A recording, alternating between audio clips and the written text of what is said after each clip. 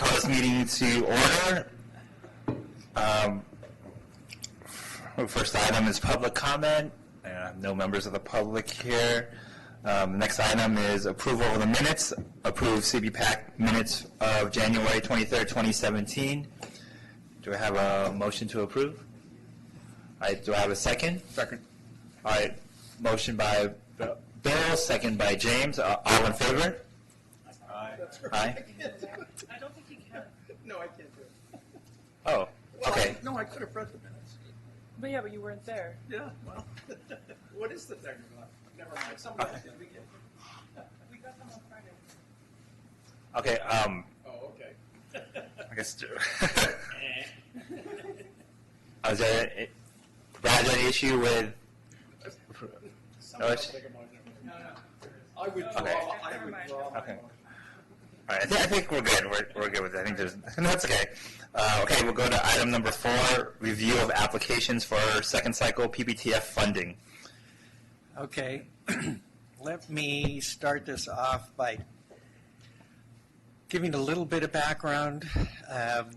If you remember from the last time, we split up the applications. I tried to get 5 people to review each of the applications. We got your scores for except for 2 of you, and I've included them in the scores that I have gotten.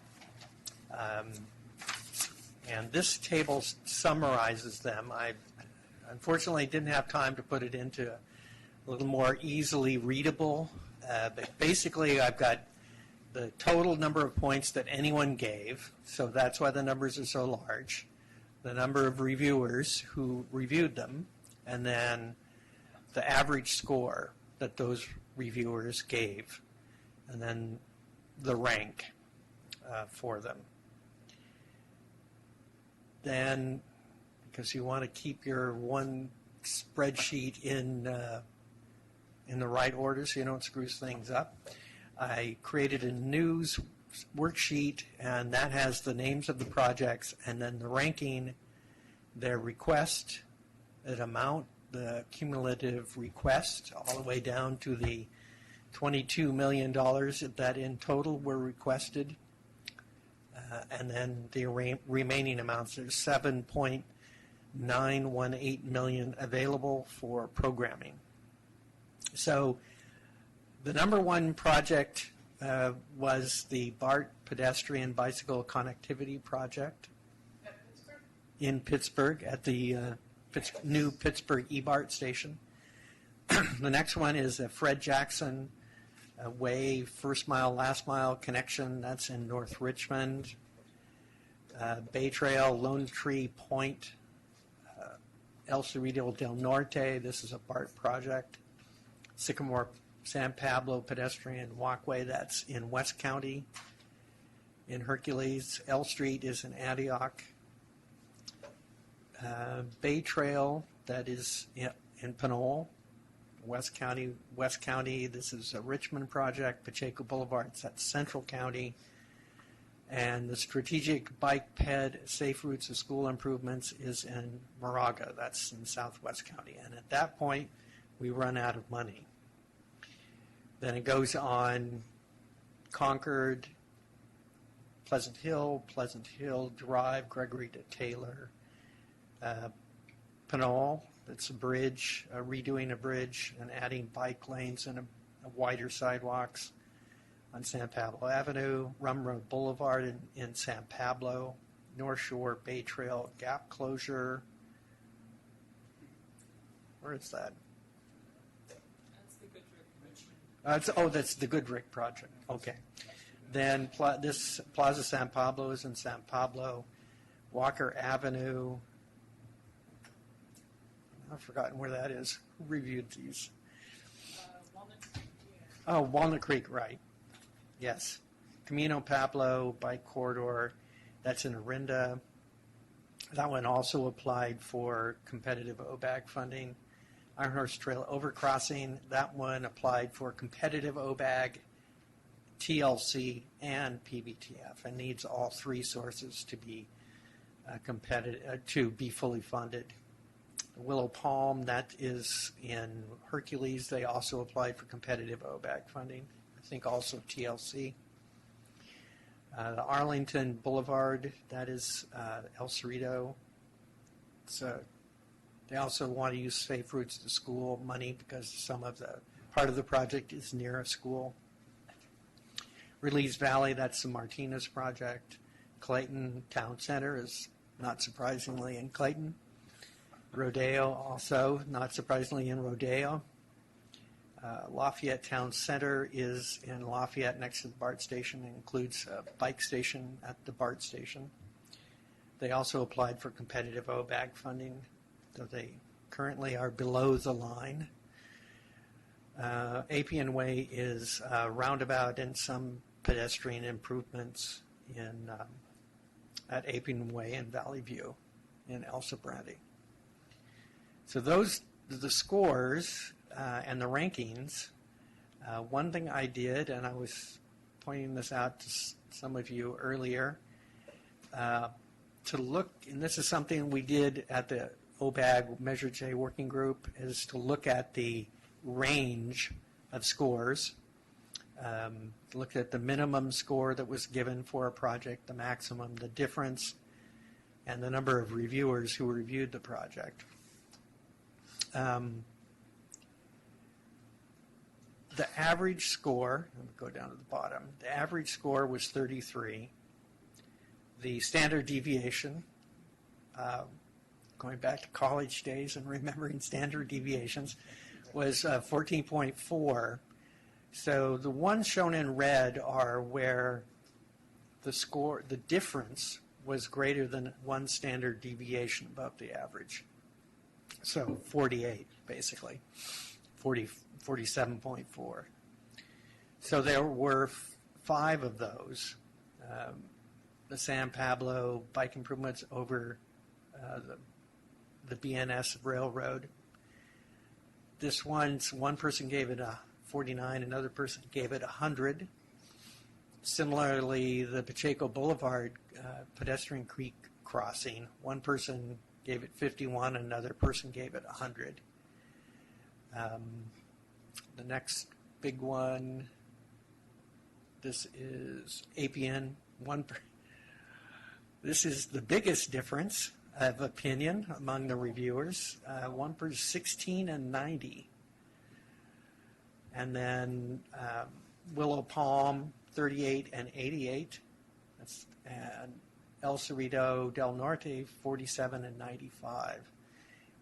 So I would suggest that if we do nothing else, that we talk about what the difference of opinion about those projects are.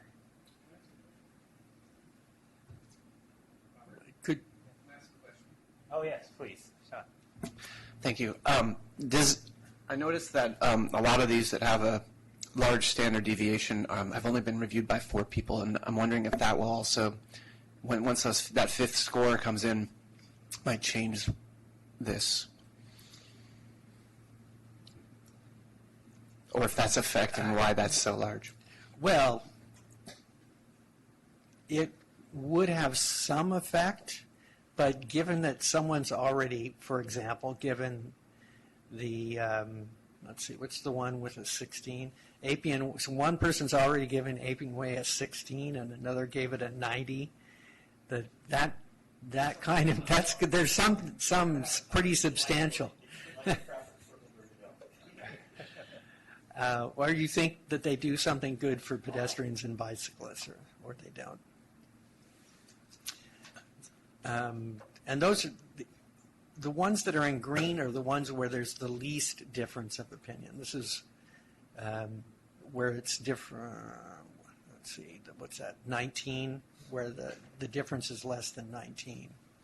So the Release Valley Road Trail Spur, everyone agreed about that. Camino Pablo Bike Corridor, everyone agreed about that. Fred Jackson agreement. Lafayette Town Center agreement. So those ones, we don't need to discuss further, but at least the ones that are shown in red, we probably need to talk about. Last time around, we also went out and visited the top 10 projects and to do a site visit because not all of the top 10 could be funded. This time around, when you look at the top 10, they could all be almost all funded. We'd have to chop off $47,000 from the Moraga project. Excuse me. But all of the top 10 could be funded with the fund. Given that if we do the site visits, that we probably can't do more than 10, or maybe we can do 12, that we might want to agree on some that we don't need to visit. Yeah, perhaps. And then we could go down the list a little further where there are some questions. Actually, Brad, I just want to make one comment and one update to this list. You know, the Fred Jackson Way is ranked number 2. Actually, for the county, we actually want to withdraw that project.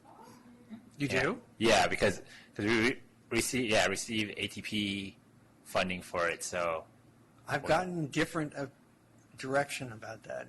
okay, I did talk to Mary Holly, and I just got a text from her a minute ago. She said withdraw it. So so that I know it's going to change. Sorry, but I can give you more work here. well, I guess we can go down to the Concord downtown project. Actually, all right, Tim. Is there any talk of looking at the region and making sure one project from each region is selected? Because I know that that's been a problem in the past. Well, it hasn't been a problem here. It does look like we'll have at least one project from every region. I will say that West County did a sterling job of applying for this program, and I think the majority of the projects are from West County, or the largest share, I should say, not the majority. Sorry, Bill, go ahead. Just going to say that I was a little miffed that I live in West County and didn't get any West County projects. That was to evaluate. purpose, on purpose. Yeah. So. Oh, wait. Joanna? To your point, if we're dropping Fred Jackson and we're moving down, what is the strategic bicycle pedestrian safe routes? Where is that? That one is in Moraga. They are asking for.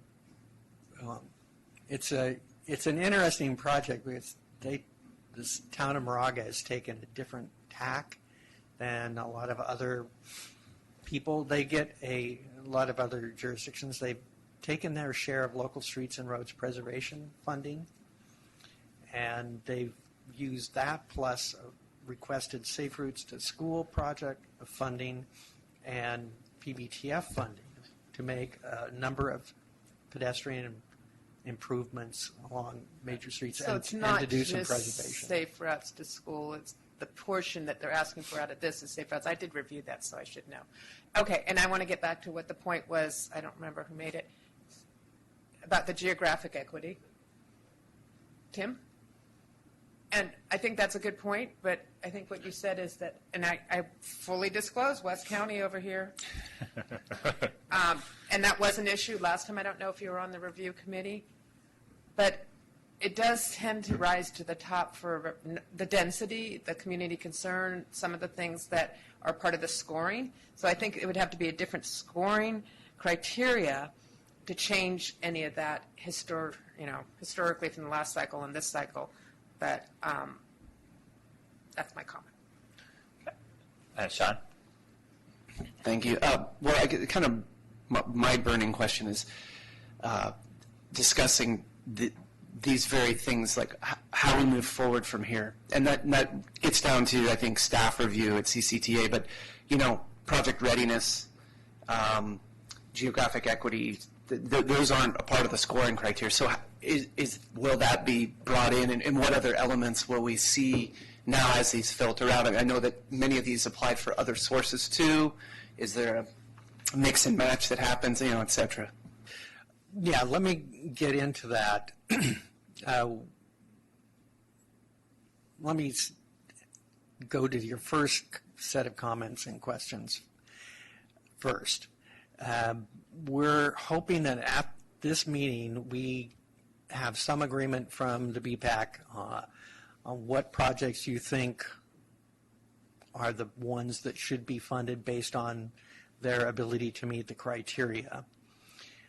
And that we go down the list a bit and make a list of projects that we would like to visit, ones that we think got so highly scored and there was such agreement we don't need to visit, and also those projects that are so scored so low that we also don't need to visit those either.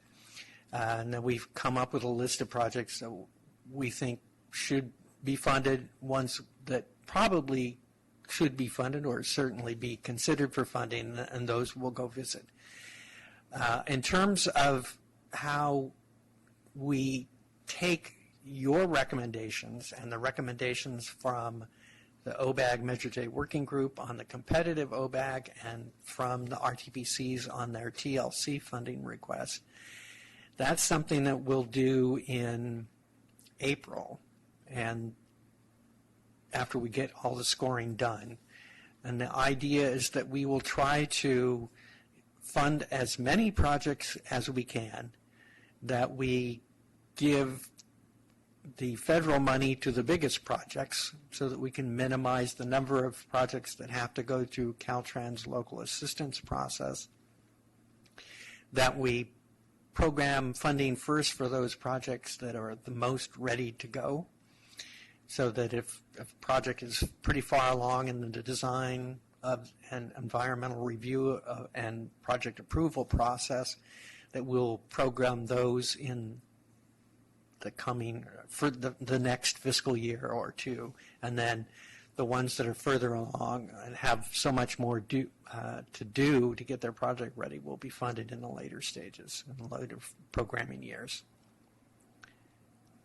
I'm a bit worried about the federal funds. I don't believe the current administration is going to be very biped friendly, and so the next fiscal year, have you been looking at that at all, or thinking about it? I think it's a real concern in terms of the kind of money that's going to be available this coming year.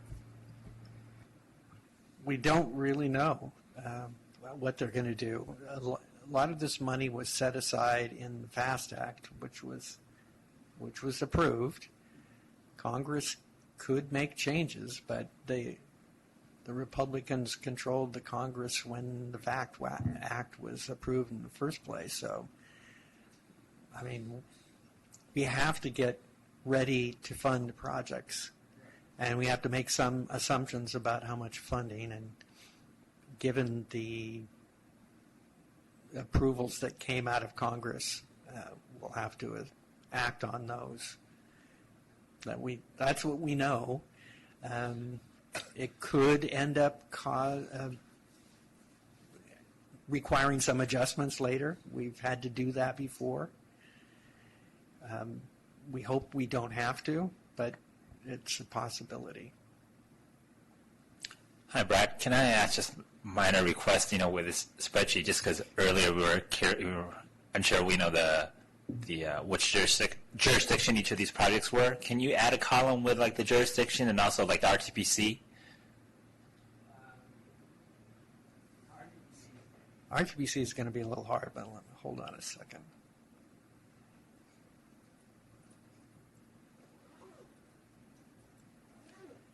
Whoa.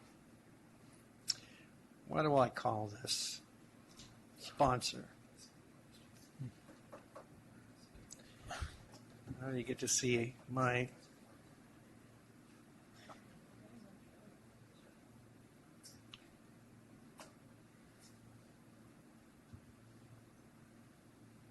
Spreadsheet wizard works his magic. You're showing off now. Yeah, I am showing off. I admit it. Thank you, Brad. If anyone wants to know how to use VLOOKUP in Excel, you can talk to me after the meeting. I will say, if you do work with Excel spreadsheets in any kind of database format, it's useful. So this is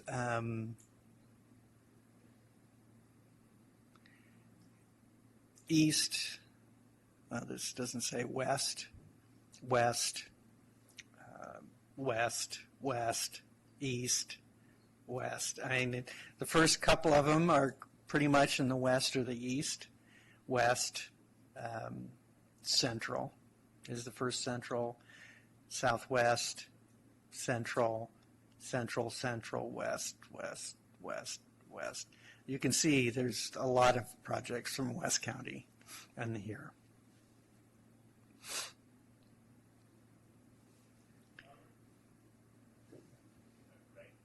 Craig? I just wanted to bring up something we were talking about before the meeting started, just to throw it out there. 3 or 4 or even 5 reviewers isn't a large number of reviewers. So my question is, if you take a particular application amongst the different groups, how do we know that one particular group isn't scoring these low? For example, there might be a couple people in a group that think 70 is really good, and other groups might have a couple people that think 100 is really good. So if you look at the average score for each group, how does that compare? I want to make sure we're not biasing the results by the way people are scoring, because we didn't have any hard metrics on how to give the numbers out.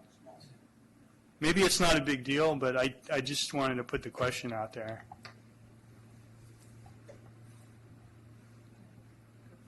Wait. I think one thing I'd be really interested in seeing is, of those top 15 projects, which ones were controversial in terms of the scoring, like which ones did have a big difference in their top and lowest score, not just for the top 10, but a little bit beyond that, so that we can be looking at what are some discrepancies in how people are scoring. One thing I had asked for at the last meeting was for us to be able to see the matrix from the last round, so that we could use that as a kind of foundation for us when we're scoring. It wasn't shared, but I think that this is a learning process for me, at least, and I think others. And it's been really interesting going through the projects and participating. So thank you, Brad. But I do think that there's some lessons learned here in the process. Tim? So a couple things. I think when we first met, there was concerns that people had to review too many applications. So I think that's why Brad probably had smaller groups reviewing fewer applications. So, and I'm sure we could split this up a couple of different ways, like one group only looks at West County, the next group only looks at East County, whatever. But we kind of step where we're at. Maybe the little subgroups that have reviewed some of these ones with these big disparity could have a conference call or something and discuss the projects and come up with more of a consensus on the score. I don't know.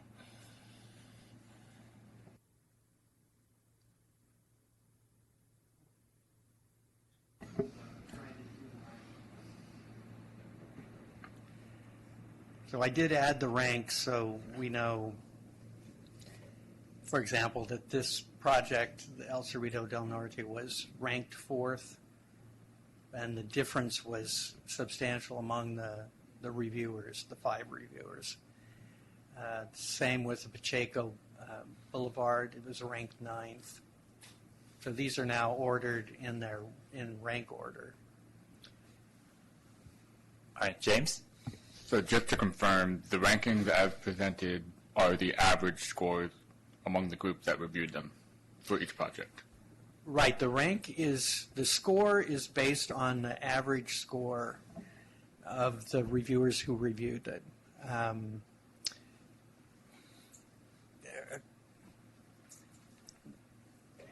We could,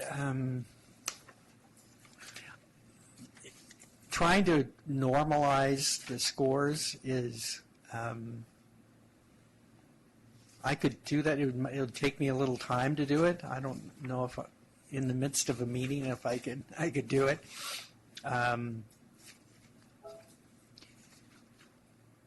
Another way we could go through this is to go through the projects where there are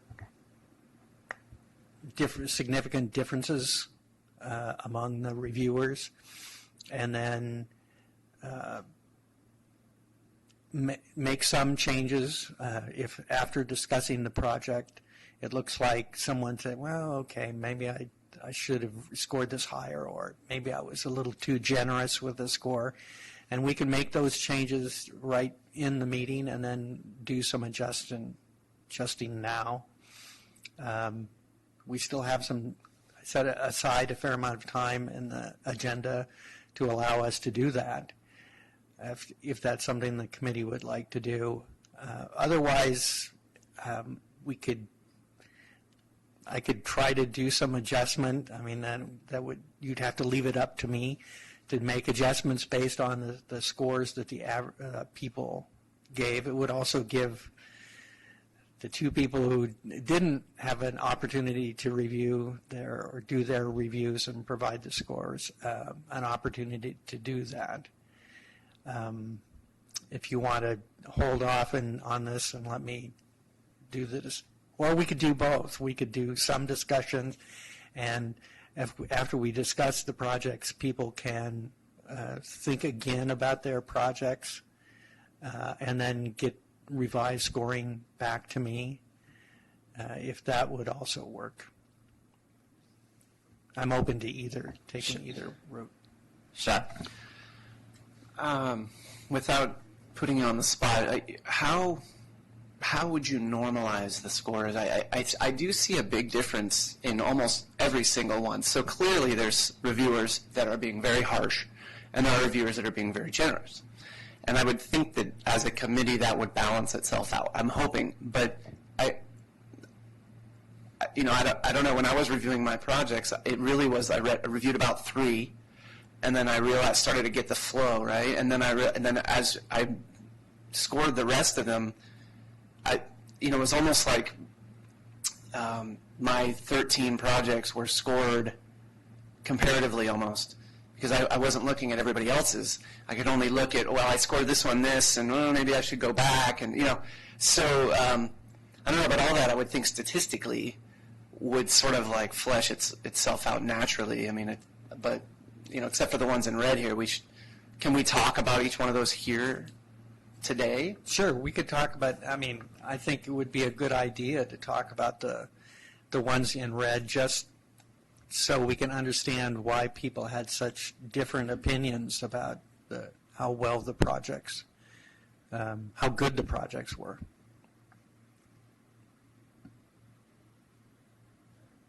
Bruce? Yeah, okay. So on the one that is in red at 48, if we discuss that one for a while, it might go up or down 2, 3, maybe 4, but it would still get funded. So I don't think we ought to waste our time on that one. However, the one down below at 49 is in the 9th spot. I think we should discuss that one because it might go down a couple and then not be funded. So that's a much more important discussion than the one above it would seem to me. Actually, just to make it a lot easier for the CB PAC here, actually, I just got a text from Mary again on that project, and we're taking that one off as well. So. We could, through the chair. Yeah. Yes. Oh, that also, yeah. Make it easier for everybody here. Bruce, yeah. Okay, through the chair, could our spreadsheet wizard remove the ones that have been struck so we could have a better impression of what is going to be funded, please? Just call me Gandalf. Where's my wife? No, I'm talking about public works, so.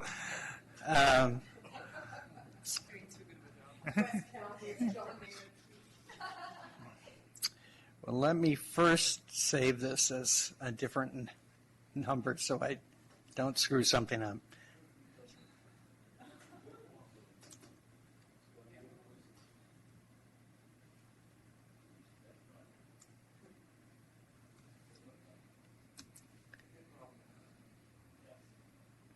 Um,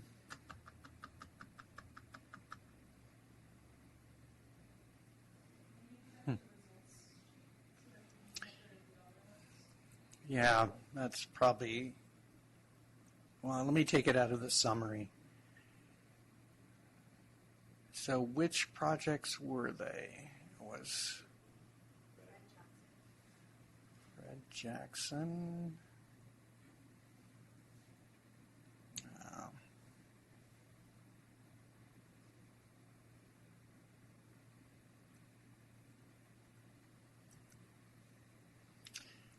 And there it is. Really, you're taking this one on to list? I'd like to keep it on, I guess, if we can have extra money.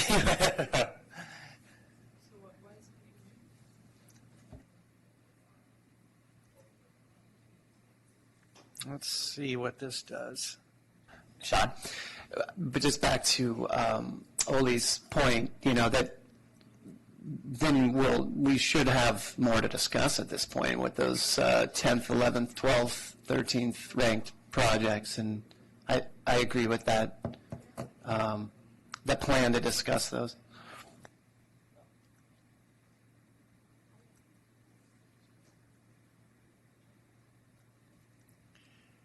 Oh.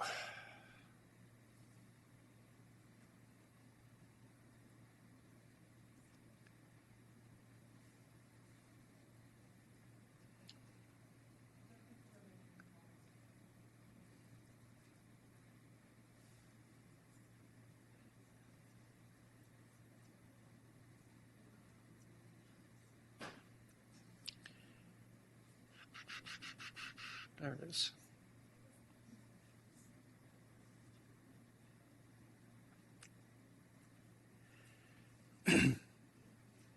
Okay.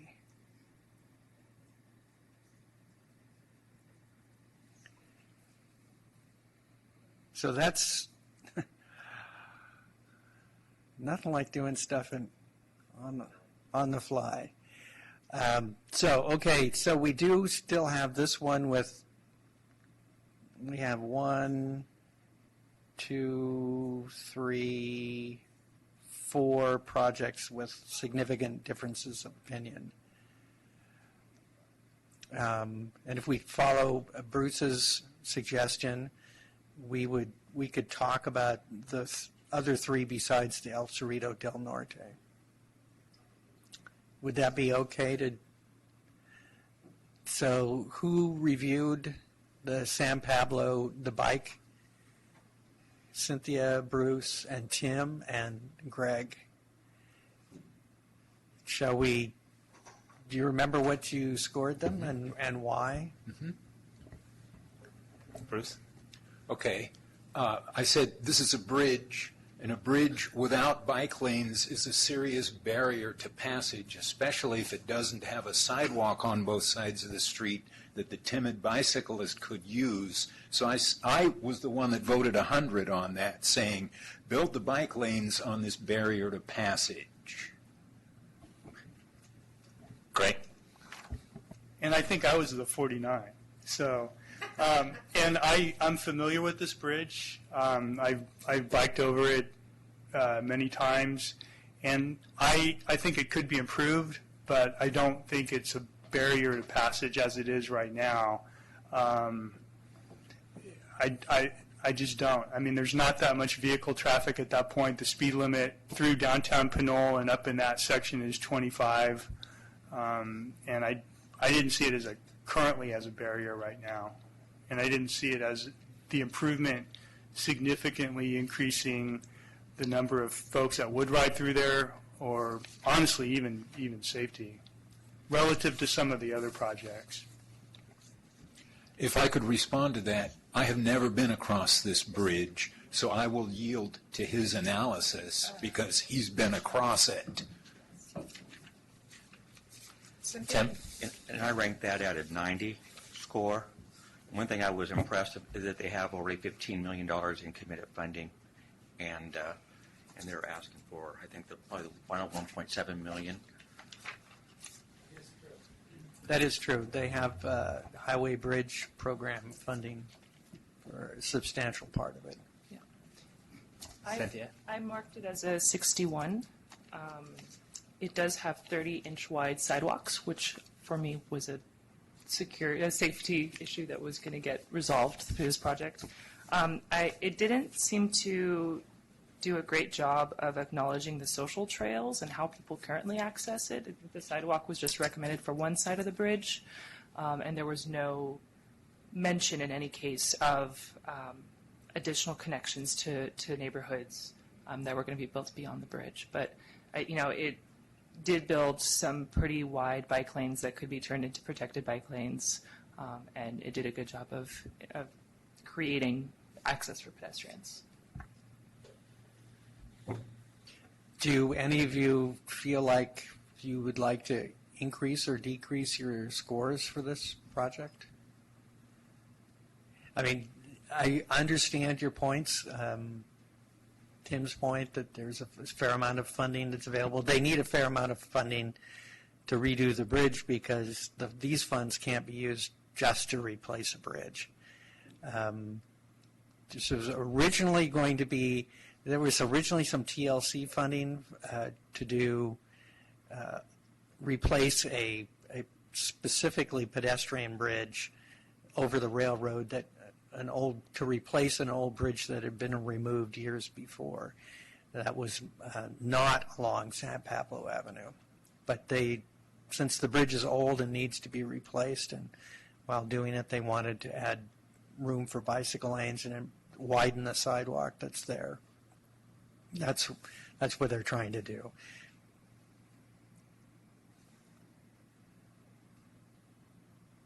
Sean? What is the timeline on this project? I'm not exactly certain what their deadlines are for the highway bridge program funding. Since it's federal funding, they will need to get it spent fairly soon. So this would be one of the programmed in the early years of the Measure J funding, if it's funded. In terms of the project readiness, their responses, it does say its project design is 0%, which I'm not sure if that's correct because there were a couple project designs included. And it doesn't mention anything about having already done CEQA or NEPA. So, yeah, they don't have a NEPA. They don't have. They've got a design concept, but they haven't gone really into what normally ends up getting a percent. And they're not at 35%. They're not at 10% even. Another question. Sean? The last call for PPTF projects was when, and when would you anticipate the next? The last one was in 2012, and the funding runs through 2022. So we'd probably do another one probably in 2021. The OBAG funding runs out. The last funding year for OBAG funding is 2021. So it might even be, we might do it in another 3 years, 3 or 4 years. 3.5. Let's say 3.5.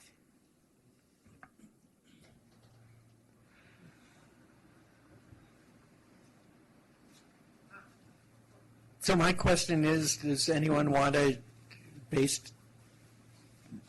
does the 49 want to go up? Does the 100 want to go down?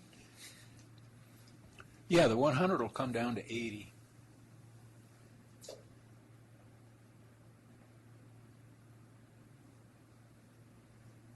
Joanna?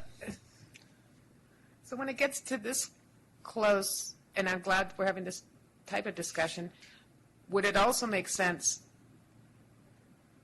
to take these that are right on the verge and have everyone review them? I know that was one of your thoughts. Well, should we be talking about reviewing or visiting? Oh, okay. Well, now that we keep dropping things out, no, the county, I don't know how many we could actually visit. I think last time we visited about 8. It was a pretty full day. I don't remember exactly, but I remember each one taking, like, if you figure an hour for each one by the time you get there, and anyway. Yeah. I'm curious about this application. I mean, a lot of what highlighted the first category was safety, and this is a steep incline, up and down. And that's one of the issues. I would think safety is one of the issues. They maybe didn't do a good job of giving collision data or anything like that.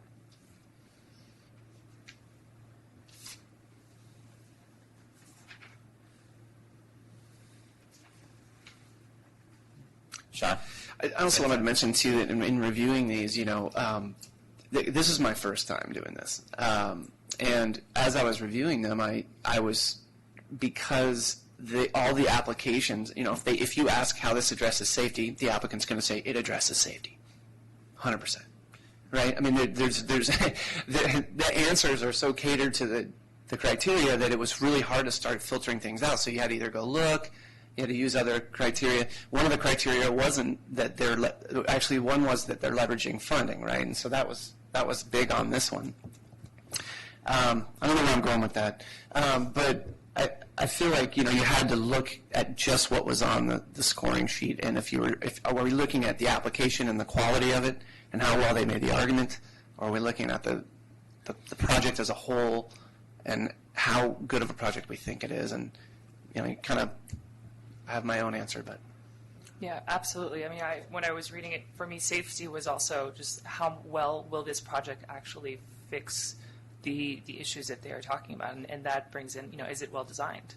Does it include, does the project include lighting? If it's a sidewalk project in Concord, does it include lighting? Because I know that's an issue there.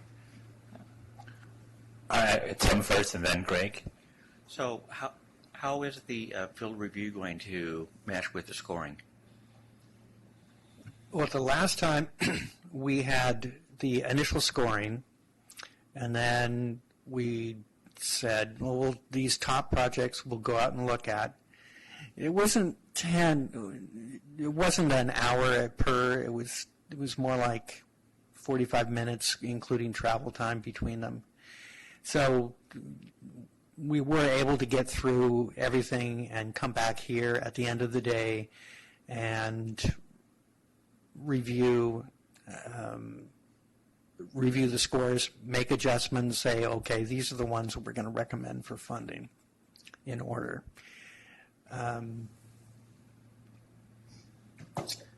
So as a follow-up, then, it seems like you wouldn't want to necessarily go field visit the top 3. You'd want to visit the next 7, and then 3 or more after that, right? Yeah, I think that's true. If as a group you agree that some projects score highly enough, and you agree that they should be funded, and we don't need to go out and look at them, we don't. We only go out to look at the ones right above and below the cutoff line. So right now that's. I can't see the screen, so I'll have to look at it here. Oops.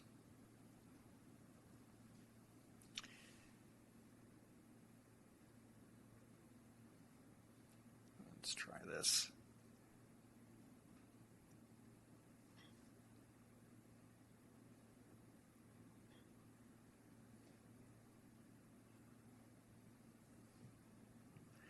Well, there you go. That's the problem.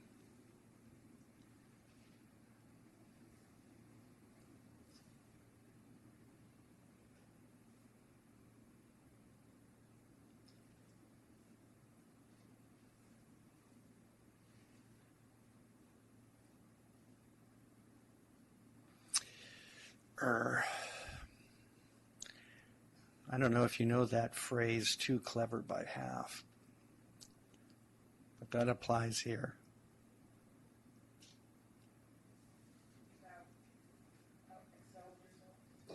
Yeah, something like that.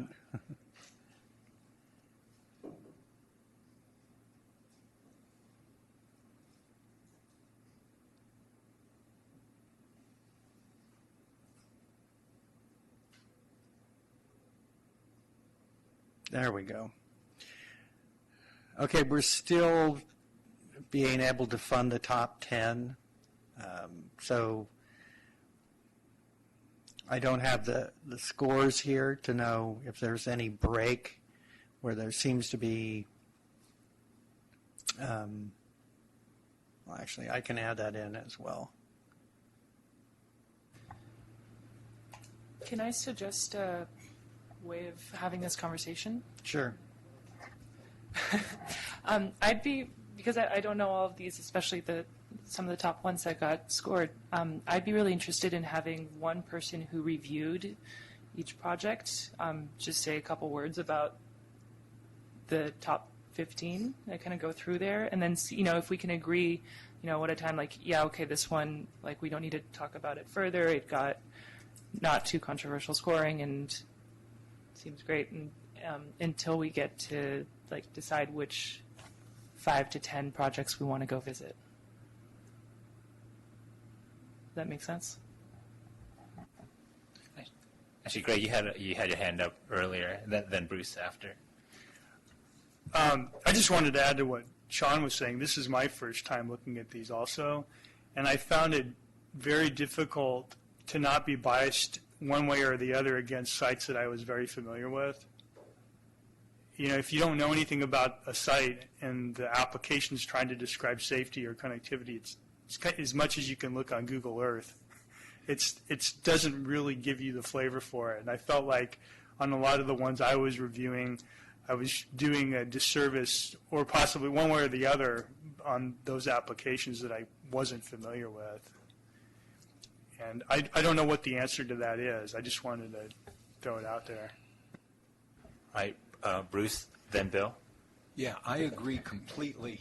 Yeah, with my honorable I'm colleague. also giving a ditto, and I have to think, and Bruce would, of course, I think agree with me, that in the county BAC that we do every year, we get projects in November. We look at them, we critique them, and so on, and then we meet one day in December and talk about them and say, "Oh, this is pretty good, but this is a bicycle. Well, it's not really a bicycle project, blah, blah, blah." And then in the end of February, we go out and look at them on the ground. And then we go back to the county building and say, okay, we've got $2 million, and we start, suggesting certain amounts. For some projects, we had nothing, and some fully funded, et cetera, blah, blah, blah.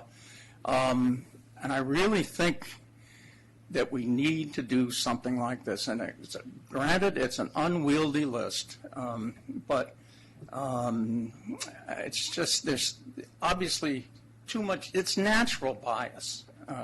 It's a very natural thing that you would know about stuff in your own area, and very unnatural to be able to give a really fair evaluation of projects that are not in your area. So we need something more than a description or looking at their application, which of course are skewed in the best way, putting their best face forward. So anyway. Actually, Bruce, then Cynthia. Okay, to fix the problem we have now of unknowledgeable scorers scoring either high or low, let's put a column in there and weight the opinion of the scorer. We can have a score for how many times did you visit this project, or did you visit this project at all? And if it's a bicycle project, how many miles per year do you ride your bicycle in traffic? Actually, Cynthia, then Sean. As much as I agree with some of what you say, Bill, I do think that we can evaluate adequately these projects by having a discussion and with the applications. I mean, I think that there is enough information for us to be making informed decisions. I sure, like, yes, let's visit and, see more specifically the projects in person for those that we feel that needs to happen. But I think that there's a huge amount of information here that we could work with. All right, Sean? I think I agree with Cynthia. She said it better than I could. I feel like even though we're purposefully given projects that we wouldn't be familiar with or in our area, quote unquote, while some of them I'd been down the street, I spent a good amount of time trying to figure out what these projects were. I was looking at the maps. I was looking at Google. I will disclose right now, I did not visit any of mine in person because I just couldn't go to 13 sites. But if we started talking about more information and visiting some of these projects, while the other 17 of them, whatnot, we have to be fair about it too. And we were given the applications. I guess I don't know how it's done in the past. Our role here is to look at the applications and score them based on to the best of our ability. And, whether or not I know the details or I've ridden a bike on it, not to get into a debate about it with you, Oli, I respect your opinion greatly. Because I do think you do, in some of these that are on the cusp, I think that's the point. We should go visit the ones that are on the cusp. The ones that are way down the list, it's sort of a waste of time. But there's possibility that there's some in the top 10 where I see even number 4 there had a 50. This isn't the right spreadsheet. It was in the difference. The El Cerrito del Norte station, I'm just really curious how some got 95 and some got 47. And again, that could just be the reviewer, and that's okay. I think that's what this process is meant to do. I think that maybe we could discuss that one too,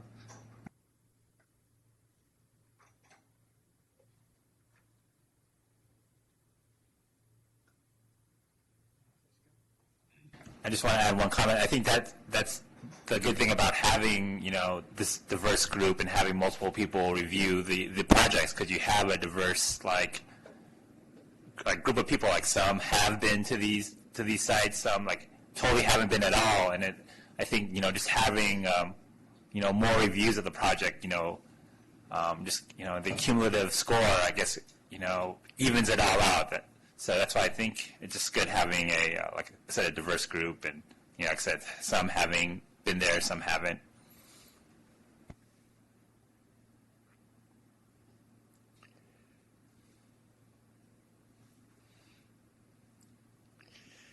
Sean? And I'm still available to drive the van. Thank you, Sean.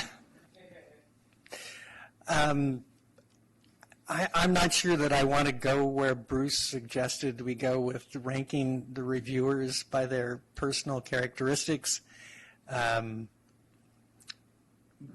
I mean, if you feel like we need to, I can try to do some weighting on this. But I think that even with the variation among, how if you have a strict reviewer on one side and a less strict reviewer on the other, I think that that these rankings still give us a pretty good opinion on where there's an agreement on what the best projects are and the worst ones at meeting the criteria that we've set up. So I don't know, that Lafayette Town Center project's better than, but I'm not a reviewer. You're the reviewers, and I'm leaving it up to you guys to do it. Hi, Greg. Yeah, this was the point I was trying to make. We have a relatively small number of reviewers and a relatively large number of applications. So if you take those applications, 14 or whatever we each got, you figure we're going to get the equal mix of good ones and bad ones and average ones. So the score for each group, the average score for each group should be the same, or close, or very close. That's my whole point. I don't know if it is. I don't know if it's a 10-point difference, a 15, a 0. But if it's not pretty close, that to me says there could be an issue Well, the problem with doing that is that the reviewers weren't grouped into groups. Different reviewers had different sets of projects that they reviewed, which makes it harder to do that kind of analysis that you're suggesting. But there is, I mean, we could look at the average score that each reviewer gave overall. Let's say one person gave an average score of 60 and another gave an average score of 80. Well, we'll call this person who gave 60s strict and the other one lenient, or good cop and bad cop. And we could come up with some way of saying, well, you know, if you had scripts, we'll bump up the bad cop scores by a certain percentage to be closer to the average and drop the good cops down lower. But that's got its own issues as well, because they weren't grouped, so I couldn't quite do the analysis that you're suggesting. Actually, But oh, go ahead, Greg. but what I'm trying to get at is what's the average score of that group for those applications? I mean, I hear that there are 14 in one group were different than the 14 in another group, but it's still a relatively large number of applications. To have a big deviation overall as an overall average, that's to me more of a problem than having a big difference between two reviewers in one group.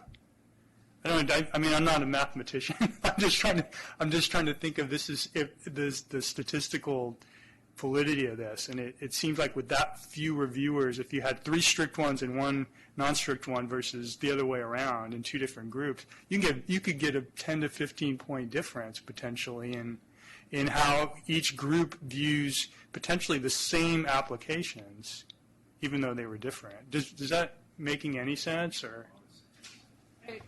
Can you define when you're saying group? Because to me, there's no group, right? Well, we were broken up into groups of 4 people, right? No. Here's the table. So, for example, this first one, the North Shore Bay Trail gap closure, those 4 people reviewed it.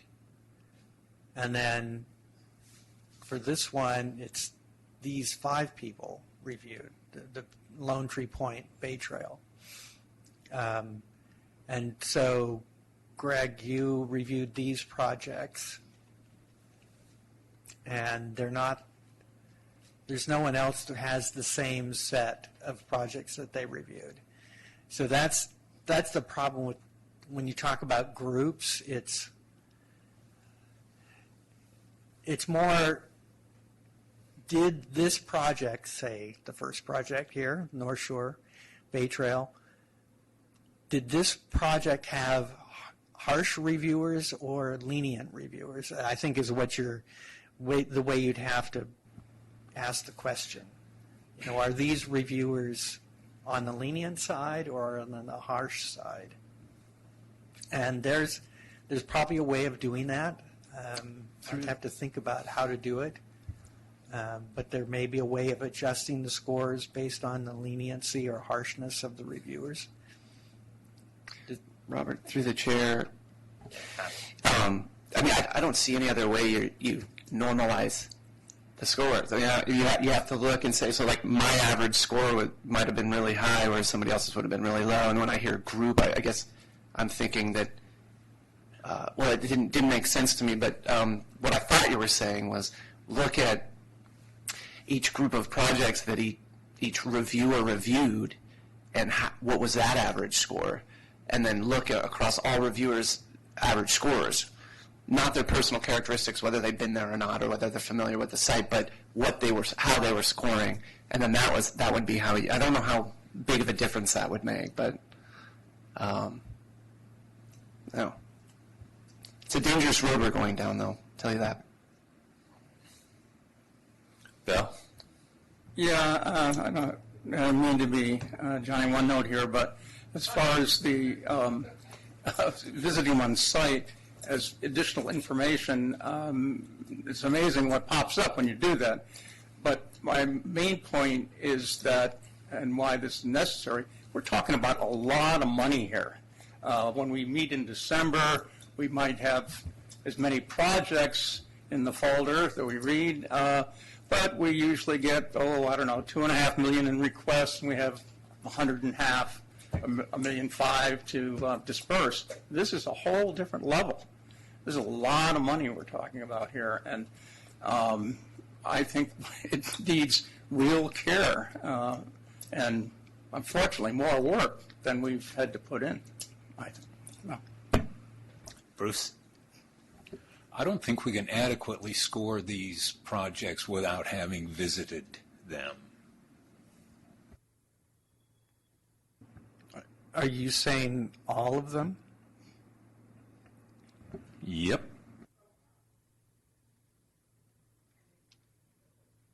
As great as that sounds, sorry, did I jump in there? Oh, Joanna, then Cynthia. I just panicked at the thought, although I get what you're saying. You're not necessarily proposing that we visit all of them. You're saying the best way to evaluate them is to visit all of them, and I agree. Cynthia? Yeah, I mean, I think that that's great feedback for next time, but we did have this discussion in January and decided that we were going to be going forward with this method. And now that we have put in the time and effort to review the applications in the way that we were asked to do, I think that we should stick with that. There is still the opportunity to do site visit, and I think we're all committed to doing that. And so I think that the conversation we should be having now is which ones do we visit and which ones do we feel comfortable moving forward recommending for funding.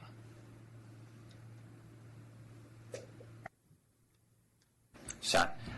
And then I was panicking when Joanna said we should all review again, but I will say, as far as looking at having the ones that are in question, then having everyone look at the application, is that something that's been done in the past with the ones that we pick that we're going to go into the field to look at, that we all have a chance to look at the application? It's a lot more work. I barely had enough time to do this, but I'm just asking a question. Well, the last time around, we had a lot fewer applications than we had this time. I mean, we had 27 until the county thankfully eliminated 2 of them. And if I remember correctly, I only had about 12 or 13 last time around. I can check during lunch. So, I mean, one thing we could do is, and I think it's not a bad idea to have everyone read through the applications before we go out, because we'll all be there, and it'll help you ask questions of staff. I assume we can get staff out there. When last time they were very happy to show up and help out. So, you know, I think it would be hard to get time away to visit all 25 remaining projects. But I think if we can agree that, I mean, if you want to, I can figure out a normalization. I don't think I can do it today at the meeting, to normalize it, the scores, and adjust them based on the harshness or leniency of the scoring. I don't know if you need to do that, but I could try to do it. I'm not sure I'm happy about doing that without review, but and then base, set up a tour of the scores in sort of the middle where they could be funded, just to so we can have I can set up a tour and we can go out and visit. I don't know if we can do 10, but do some. James?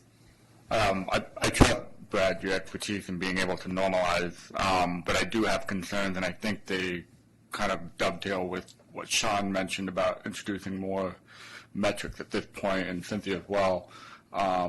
As far as justifying what those normalizations would be to the public, to the board itself, how would we peel back that layer to show what that normalization involves? Because then you're introducing yet another weighting system at this point.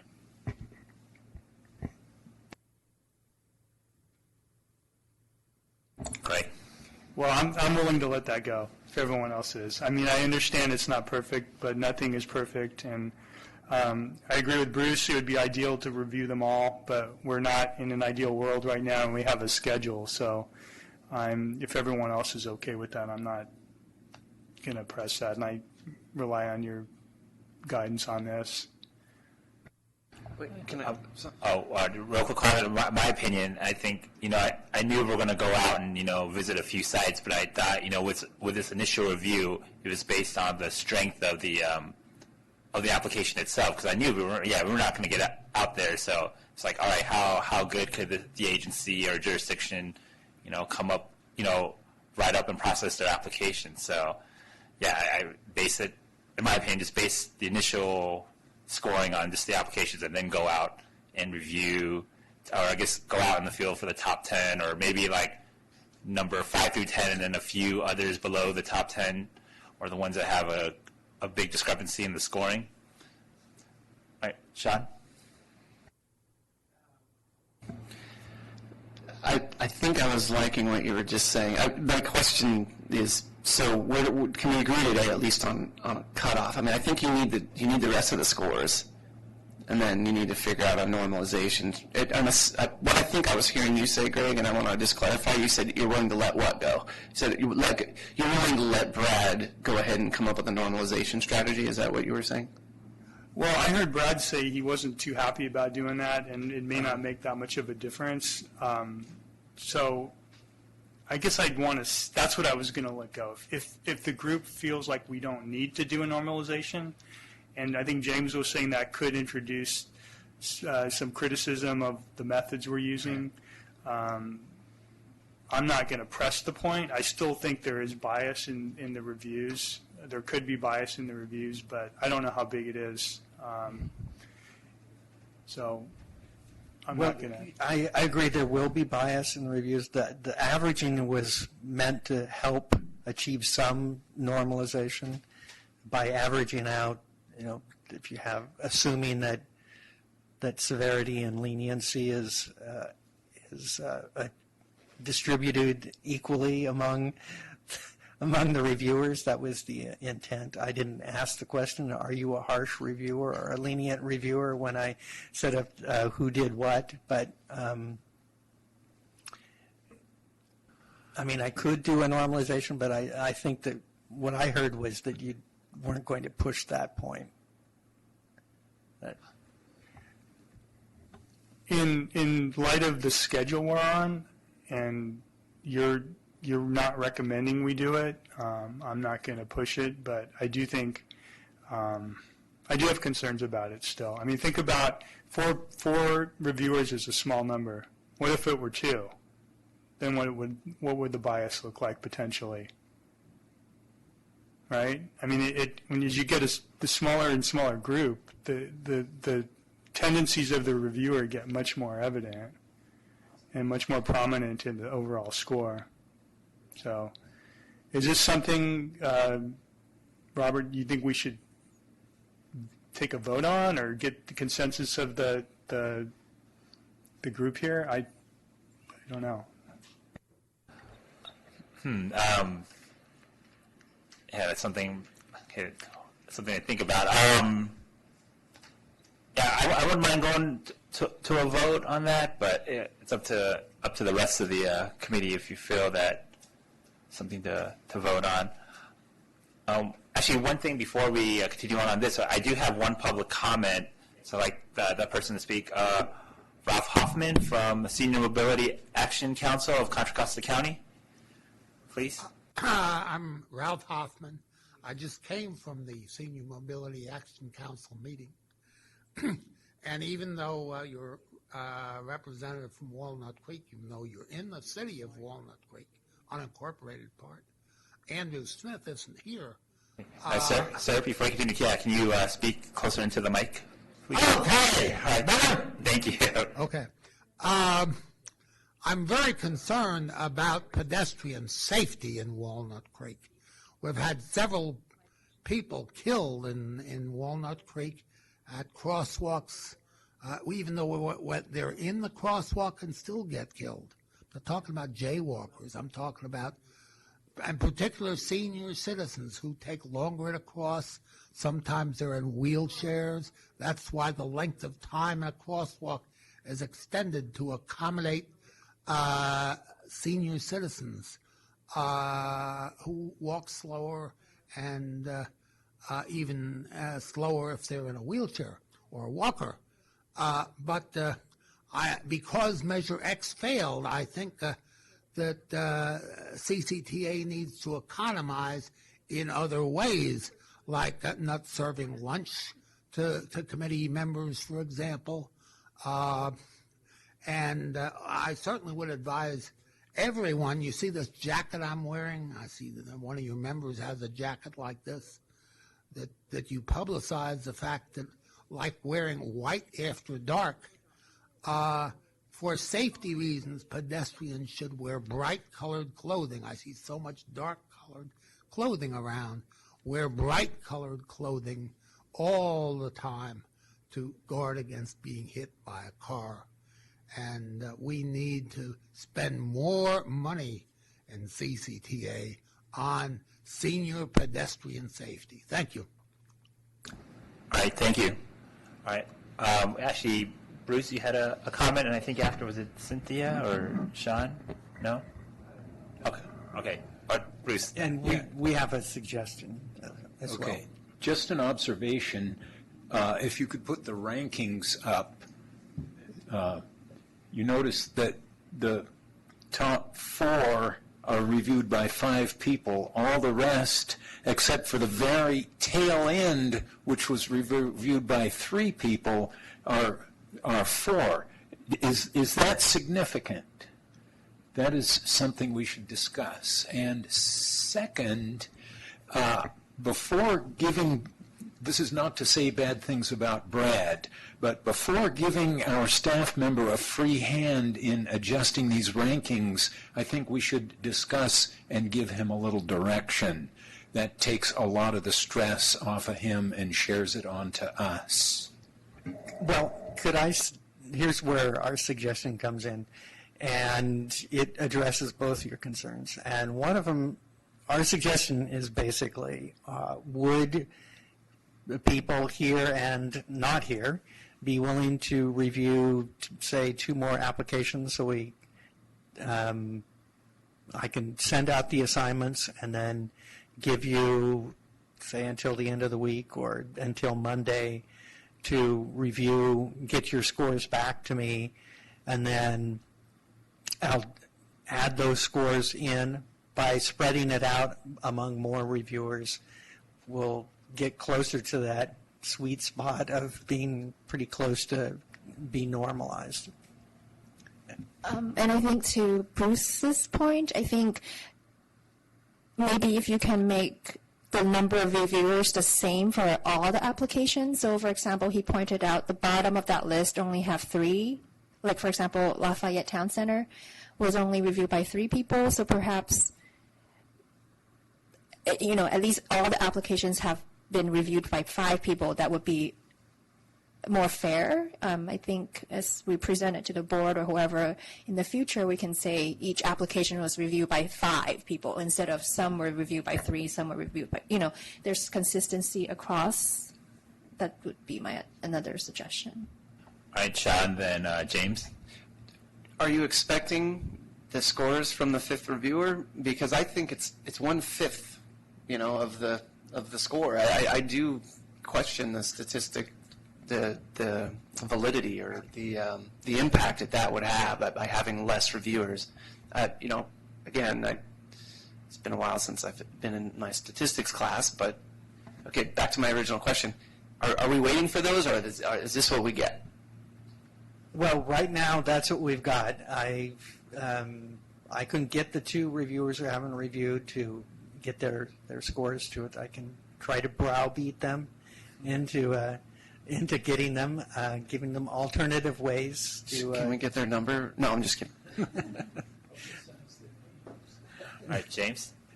I'd like to make a motion to accept the CCTA staff recommendation on the revised approach to have 2 additional applications reviewed by each CB PAC member, and to at least attempt to equalize the number of reviewers per application.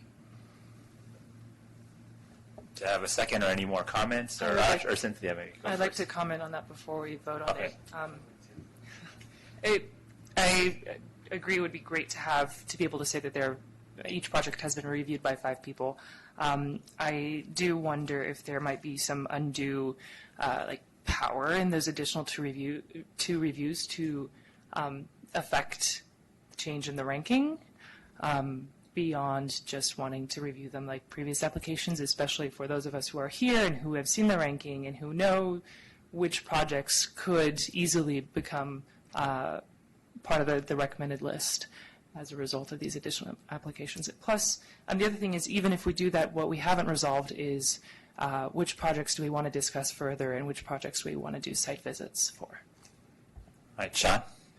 2 questions on your approach. Are the 2 extra applications like the next 11 and 12? And is that why we're reviewing them, so that we can figure out the ranking? Or are you using those as a test to determine whether we're strict or not in order to normalize the rest of the scores? Well, it wouldn't be a test for strictness or leniency. It would be assuming that by averaging out the scores over a larger number of reviewers, that we'll get closer to the true, in quotes,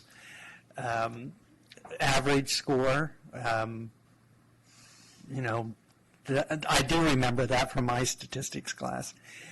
What's the difference between the true average and the average of the number that you get?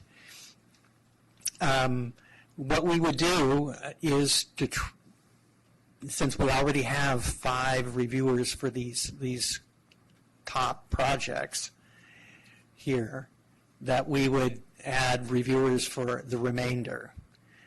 And then so that we can get, we may end up having, once we do the browbeating of the people who haven't reviewed, that we can get them to, we might end up with some that are reviewed by 6 reviewers. But in any case, we'll by expanding the number of reviewers, we'll kind of get rid of the extremes on either end. But the other thing we'd like to suggest is that, and when we come up with the sites that we visit, that we look at the cutoff line and do projects just below and just above that cutoff line, because we can assume that there's some agreement on the top scoring projects, but maybe disagreement on the ones that are around the cutoff, and that's where we'll have to have the discussion here at the next meeting after the site visits. And it's true that once we discuss, we can make some further adjustments in our scoring. The OBAG working group, they went through their individual scores. They only had 16 projects to review, so substantially fewer projects. But it did work out okay, as long as I did my formulas correctly. Brad, just one comment, just because we keep bringing up, we're going to go on site visits. Is there a way you could get out a date on that sooner than later, just so we have it on our calendar? Well, I was assuming that we would do it on the 27th of March, which is our regularly scheduled date. Okay. And it's a reasonable day to do things, since it's the date is already, the time, at least part of the day is already set aside for this meeting, and it is later in the month. And meetings tend to be stacked up earlier in the month. Okay, thank you.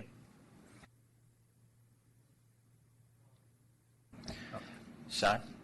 Before we move to adopt the motion, I would just say I think two more project applications is definitely, I can definitely do that. That's an easy one. Okay, James made a motion. Is there a second? I'll second that. All right. Actually, James, if you could repeat again the motion. So the motion is to accept CCTA staff recommendation to have each reviewer take on 2 additional applications, and that each application ultimately have a minimum of 5 reviewers by the end of this process, including some having 6, so that there's a better average of scores. All right, all in favor of that motion? Aye. Aye. Aye. Aye. Right, Brad? That's great. Thank you. I will work on sending out your additional assignments after the meeting.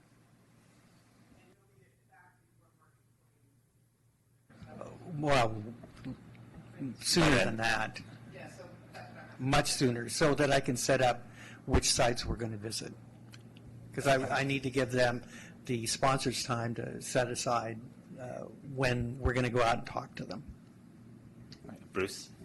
Could I have a copy of the spreadsheet, please? Electronic? Yeah. Sure. Thanks. I can send it out to the group. All right, thank you, Brad. All right, Bill? Aren't we going to need more time than our normal meeting to do the sites and then Yes. come back and talk? Yeah. The question would be, how long and so on. I mean, it's one thing for those of us who are retired, but it's another thing for those who are not, which is most of the people. So maybe out of people that are working, you discuss this. Well, last time we spent, I think, 6 hours. I think we started at around 8:30 and ended at around 4 here. So it was most of the day. That's kind of what happens in December. All right. Through the Oh, Sean? trying to follow protocol here, but I just want to talk so much. There's a microphone here. So when you wait to have the 2 additional scores to determine which projects? Okay, so I guess my only concern with that is that we won't have a chance to discuss that as a group as to where that cutoff should be. Is it the top 5 and above? Is it 5 through 15? Or is it 7 through 19 that we want to review, or that's in the field that we want to visit? Well, what I was suggesting is that we look at where the cutoff would be, given how much money we have. So, for example, let me see. That's not there. So, looking here, we run out of money at Project 10. So we could do, say, 8 through 13 or 7 through 14. It's, on either side of where the cutoff is. Assuming that, say, the top 5 projects, assuming that they're, you look at the scores, these 2 projects are pretty close together, 80.8 and 80.5. But then it drops 2 points to the next project. And here, wait a second. That's weird. That's not right. Yeah. That cannot be right.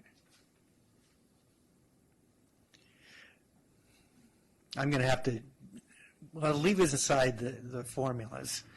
This happened to me last week, too. The concept would be that, if we're try to find some break in the scores around where we run out of money to give away or allocate, program, and then do projects around that cutoff line, up or down, depending on where there are breaks in the score. If that sounds reasonable, that's the way I'd suggest doing it.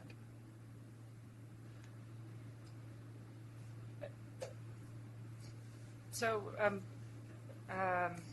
sorry. I'm trying to figure out what this actually means in terms of which projects are funded, because there's 3 projects up there that should be down as number, 10, 11, 12, and number 10, 11, 12 should actually get funded.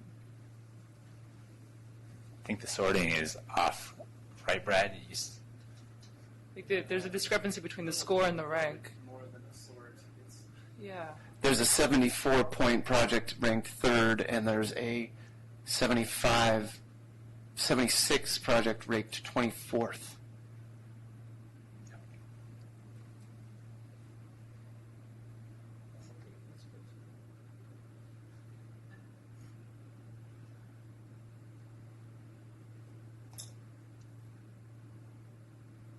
Well, maybe maybe we can break for lunch, and then while I check out because while I was doing all this and trying to listen to you, who knows what issues I've introduced. Yes, it's a committee.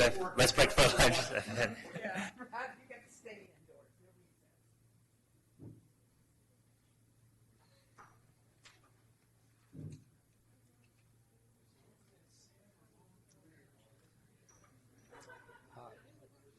There don't seem to be any attachments for this meeting except the minutes. Where can I get a copy? Either on the website. It's on the website. You don't have a copy? Hard copy? You had no option. No. No attachments? No. It says no attachments. Except for the minutes. Except for this time? Yes. Do I have to go to the last meeting before this? January or to get but you've got it there. Well, that was not this wasn't finished. It's not finished. I know it's preliminary, right? But it wasn't in the packet because it wasn't. Somebody has a hard copy, I'm sure. No, there is no hard copy because it does keep getting changed. Yeah, it's preliminary. I understand that.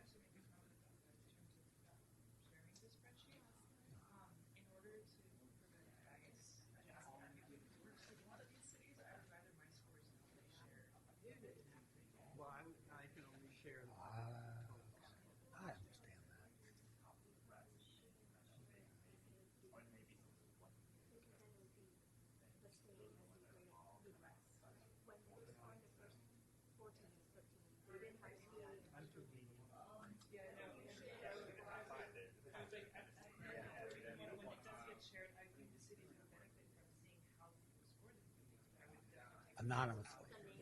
Now, what is that over there about? You know what they targeted? Like, she scored me like 10 points. What are those? What are those documents?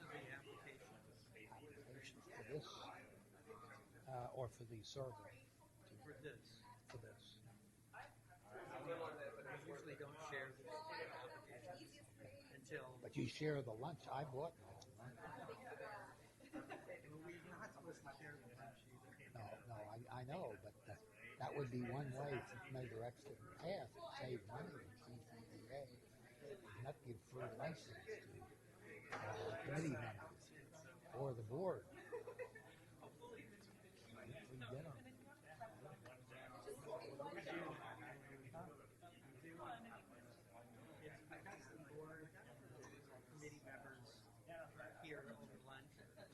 We get them. They can ground egg it. City council. Oh, they have some coffee.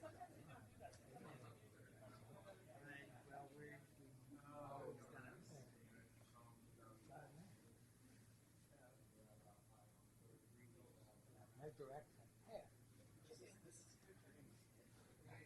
Thank you for being an advocate. This meeting. Well, yeah, I see you have a crowd number. Sadly. And the last meeting also, no.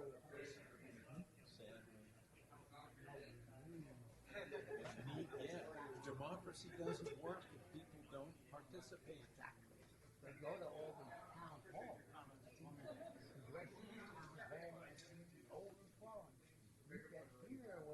Where we actually do the work, yeah. You're welcome to have a sandwich with us. We got plenty of food.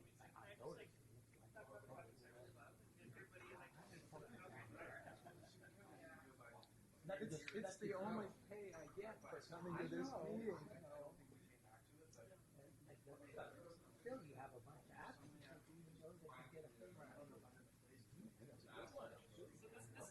I have all my recs stuff, but my notes and stuff like that, so I'm prepared.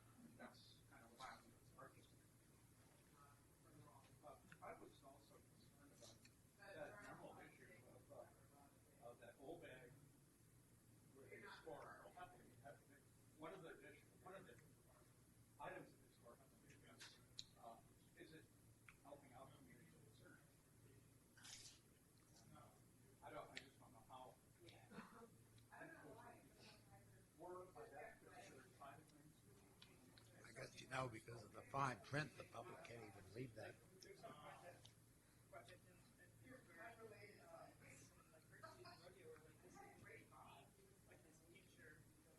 It is hard.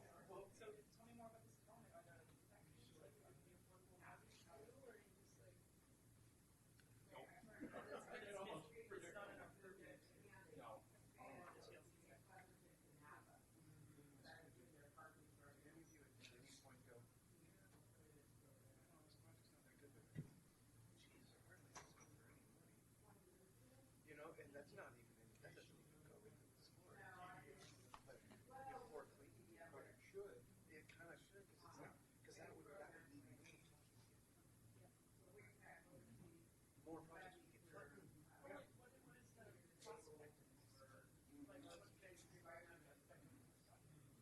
Did any of you review the clean one? Happy to discuss it. Trout is in clean design. I don't remember the name. It says clean. Yeah, but they have great stuff. They're all laid with great. They're saying, well, you know, it's kind of busy. I want to raise it. And that sign, she's like, no. And I got it. But when you talk about closing gaps in the network, there isn't a gap. So I've got, you know, so I don't know, there's all these little things. I mean, I went through that whole town.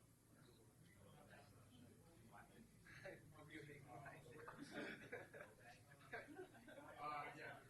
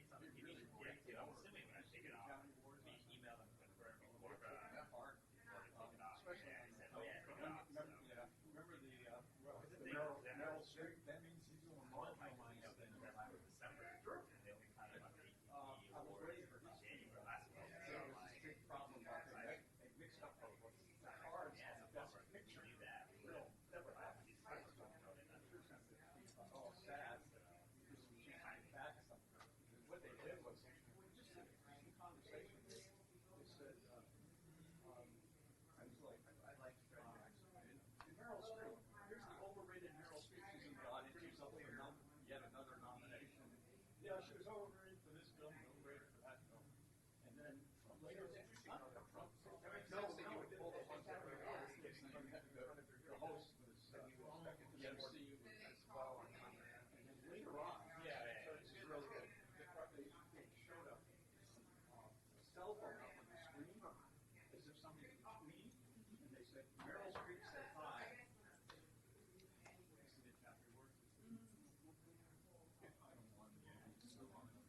Oh, yeah, well,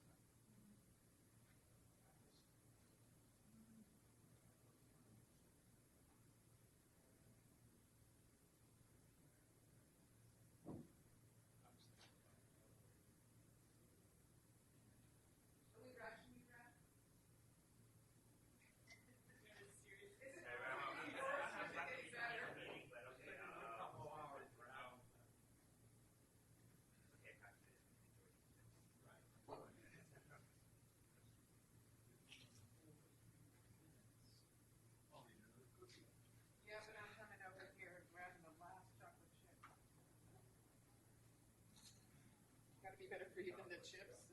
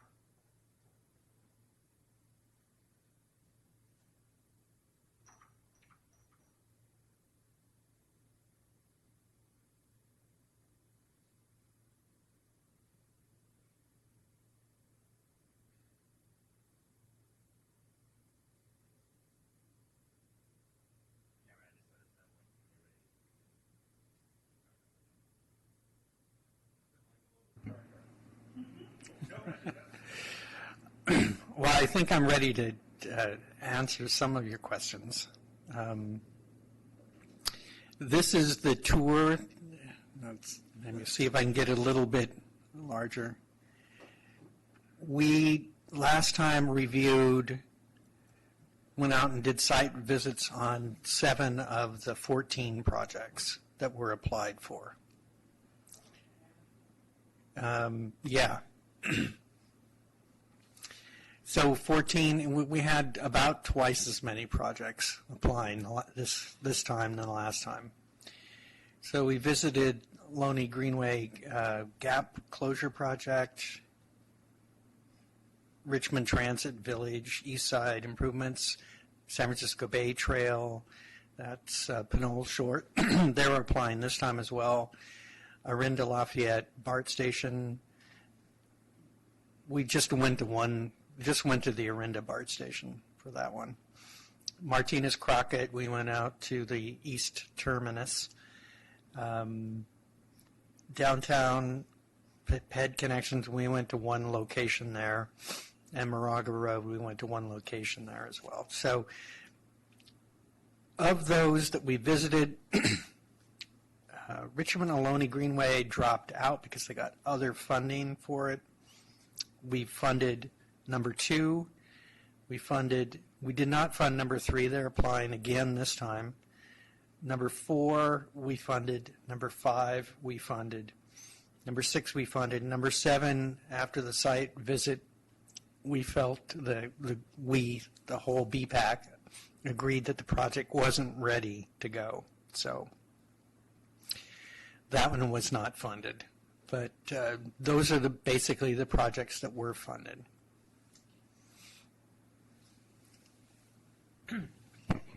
So I remember now that you brought up the history, but did other projects move up because we took some out, or were we actually looking at projects that if we had funded all 7, there wouldn't have been enough money? There would not have been enough money if we had funded these 7. So we kind of overreached knowing that some might drop out. Yes. And we took the first by rank 1 through 7. We didn't go with 4 through 9 or whatever. In fact, the Pinole Shores project, the Park District, your predecessor, agreed to not, because that and the... It was a huge amount. Yeah, and that and the Bay Trail one in Crockett, Martinez to Crockett segment, they were asking for so much money together that the Park District agreed to drop the Pinole Shores project so that they could get funded by the other one. Yeah, the ask was for the same amount, just we also saw the delays with the railroad coming and decided not to, decided to pull it. This is my recollection. We decided to pull it because it just also wasn't really quite ready. Would have been rude to keep the money and wait 5 years, because here we are again asking for that same amount, because it always has been a crucial part of the funding strategy. But was there any attempt at that time, 2012, to recommend partial funding, or is it just always all or nothing? In December, we can recommend partial funding, but I don't know, maybe that just makes it much too more complicated, or I don't know what the rules are. Well, aren't really. The only rule is that you generally fund the largest or the highest scoring projects fully, and then when you get to lower scoring projects, you fund them partially often. There were some projects that we didn't visit that got funded. There was a project in Hercules, the Creekside Trail, I know was funded.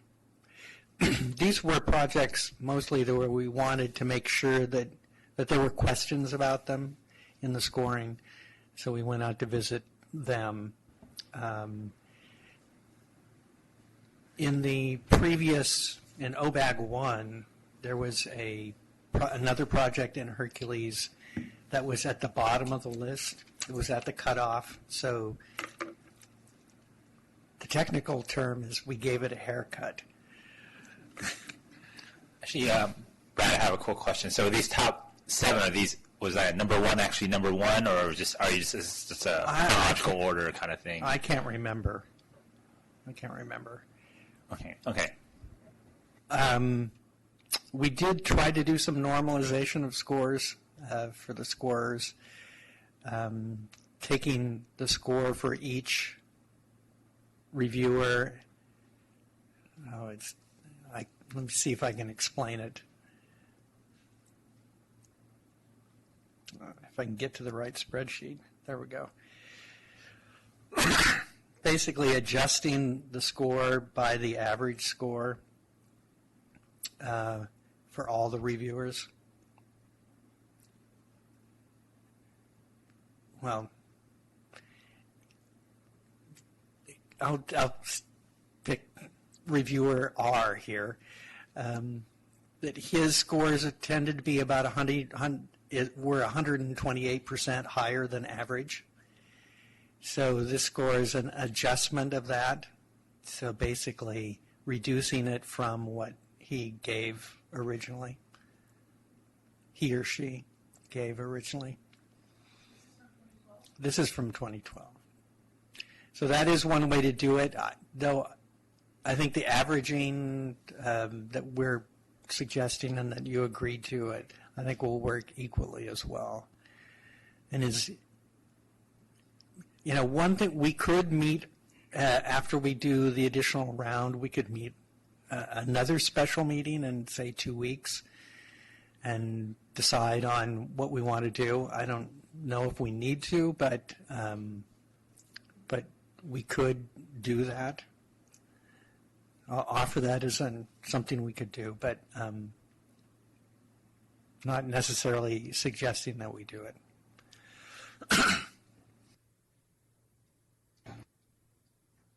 It would be great if we could work it out for the same day. I just don't know how the time's going to work.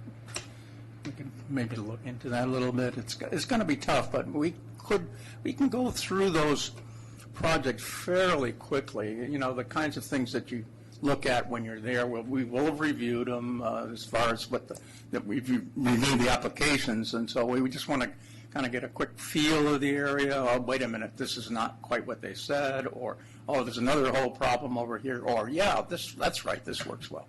And those are that sort of knowledge that you gain, and it's pretty quick. I mean, you pick that up pretty quickly. So, most of it is travel time, I would say, generally, when we do it, the BAC. And of course, the fabulous lunch that the county provides us at wonderful restaurants. Setting a standard there, huh?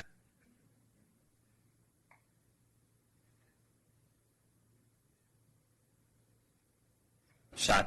So I'm just trying to play this out in my head. So let's say we picked 3 below the cutoff and 3 above the cutoff, right? For instance, and then we talked over lunch a little bit about some ideas, but and then so we look at those in the field, and then how? I think you asked this earlier, Bob. Like, how does that affect the score then?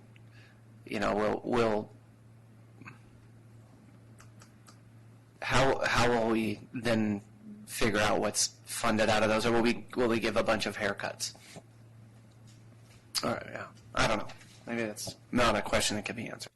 Or I guess even to add to that, if say we go with that, go by like reviewing the I guess the bottom 3 of the top 10, and then like other 3 on the cusp. Do we even need to like take into account these scores, or it's like, oh, we've all seen them in person, we'll just rate them based off like our actual visit itself. So something to consider. I think you could think of it analogous to the situation, well, we just went through it with a RFP, where you have a call for projects or a request for proposals. You get proposals, you read through them, you score the proposals just based on what they wrote, and then you have an interview, and you say at the end of the interview, and this would be analogous to saying at the end of the site visits, you can end up adjusting the scores and say this project should be rated higher than this project. And if that's the consensus of the group, and the group makes that decision, and after discussion of it, then we can adjust the rankings based on that discussion and consensus. Sean. So it's only we're only looking at the 6 or 7, and we're comparing them together, is what I'm hearing. And because I may not have even, oh, you have them highlighted there. If I didn't review those, I wasn't the scorer, would we be asking the scorers to change the scores, or are we just now rescoring the top and bottom 6 or 3?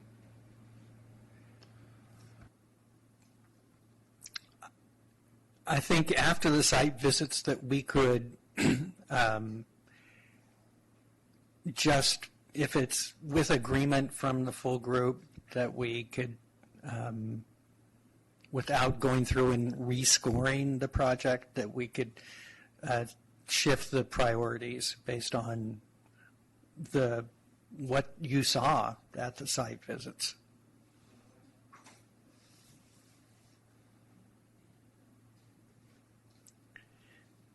And I did check the formulas to make sure that the scores and the rankings are correct, and they are. Things did change a little bit. The Lafayette project is now a little higher and would have gotten funded. A lot higher. I mean, this is the clean list. Not that I want to go announce any of these things to anyone. No, I wouldn't do that. No, but you feel confident that your Excel expertise is accurate here? Or did you need to go back and make? I will check them again. Okay. And actually, I might even have Stephanie check them again, which is helpful. Yes. No, that's a good idea. As long as you have enough time, it's better to have more people review it.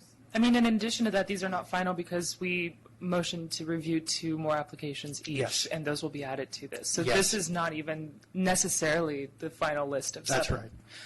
I would like to make a suggestion because you're going to be making that decision of which ones we go visit based on the results of the additional applications. So in this scenario, number 14 and number 15 on the list, the gap closure in Richmond and the Greenway Trail in San Pablo, the difference is 0.2. If there is something that is that close, that is a deciding factor as to whether or not we do a site visit, I would encourage you to be more inclusive. I mean, in this case, having reviewed both of those, not that I'm going to say I've got favorites, but I think that there's definitely value in visiting both of those and comparing them in person. Those two are not that far apart. The travel time would be relatively short. Given that we have a day to do it, I will try to get as many in as we can, but still leaving time for us to get back here and make our final decision.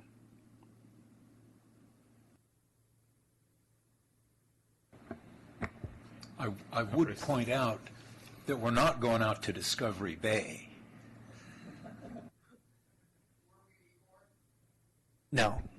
No, for this group. But on the December projects, yes, every time.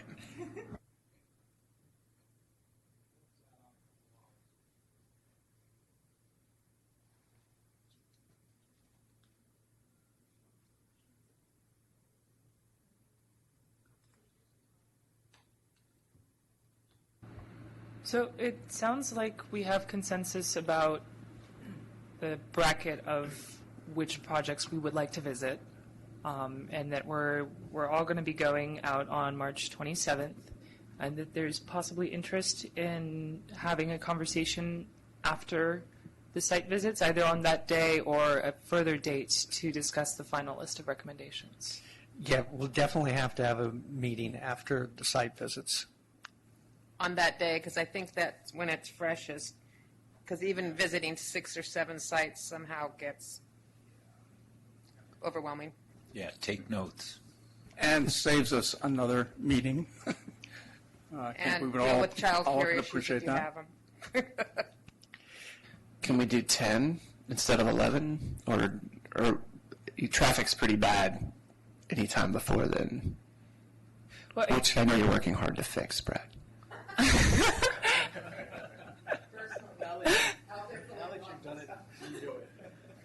Well, it is, so it's a full day, right? So I'm guessing it's going to be earlier than 10 or 11.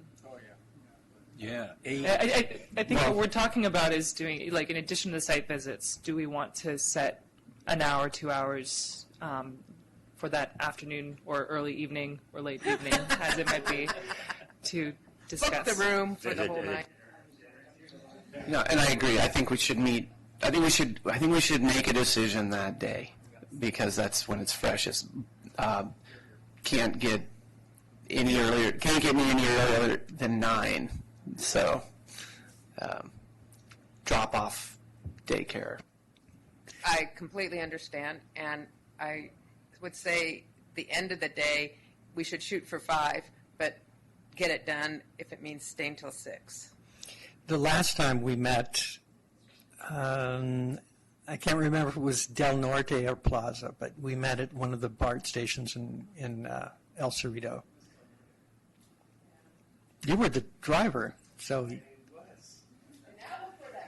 Now I can just delegate the driving to someone else, though. So got that going for me. You're not driving again? I'll get the van, but somebody will drive. If it's me, fine. I like driving.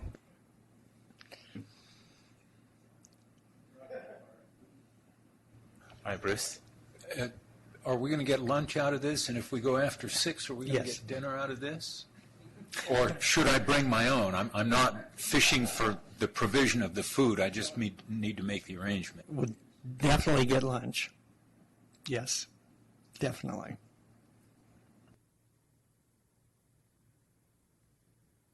So I will send out a list of the additional assignments this afternoon so that we can make sure that we get it a minimum of 5.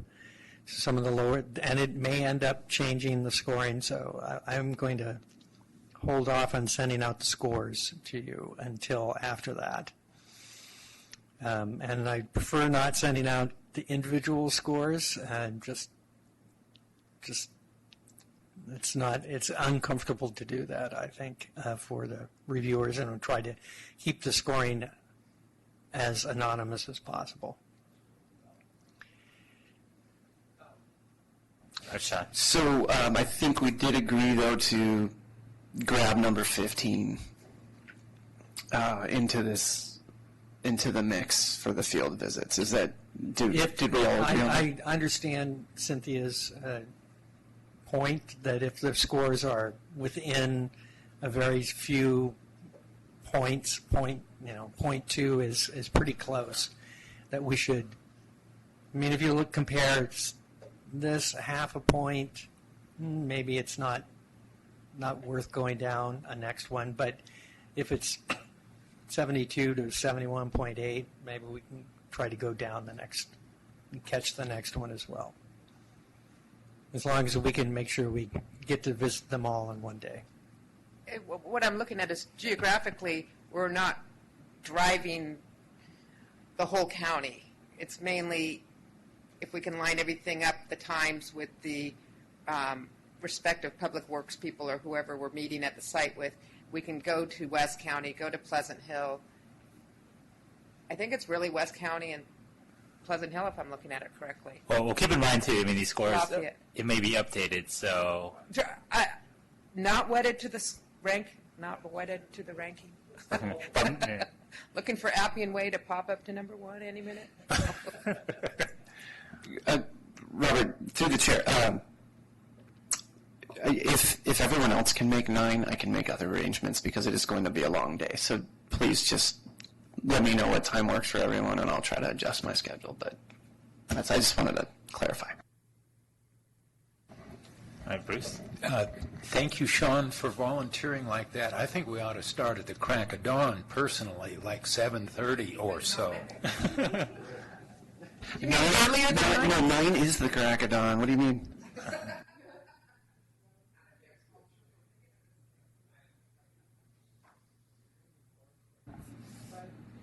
Okay, again, please let me know what time works for everyone, and I'll try to make it work. It's going to be a long day.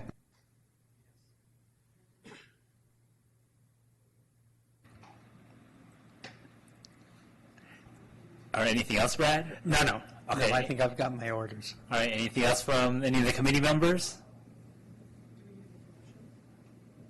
Yeah, do we need to make any kind of motion or anything, or? No, I think you've given me direction. Okay. Sufficient direction.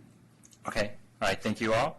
We'll go to the next item here, which is item number 6, outreach for the countywide bike and ped plan update. Yeah, I'll make this short. It's just to let you know that we're just about to get this to go live. It is the, quote, micro website. That's what we're calling it. It was used for the countywide transportation plan update and for the development of Measure X. We're keeping the name keepcontracostamoving.net. You see the DEV above before it, so it's not live yet. But it will be www.keepcontracostamoving.net. And there's a homepage. You've got to have a homepage, which has got some basic graphics on it, on the planning process, involvement, key questions that we're trying to answer. And at the bottom, some contacts. We have a special email address, and the phone number is our general phone number. There is going to be an interactive map. This is, let's see if this works. Eventually it will.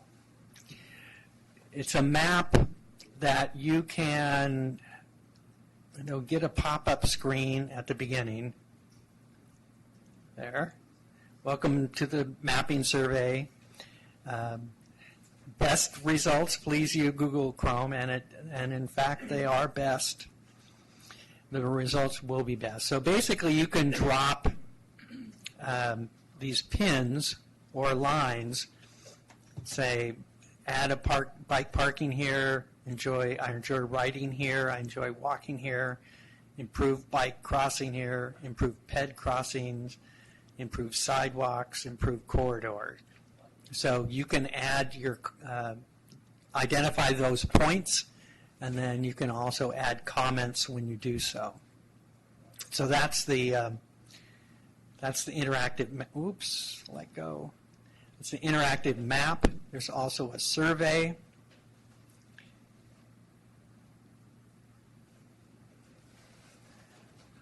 Eventually it will come up. It's a relatively short survey asking, some demographics at the beginning, and then we'll just put in my zip code just so we can do this.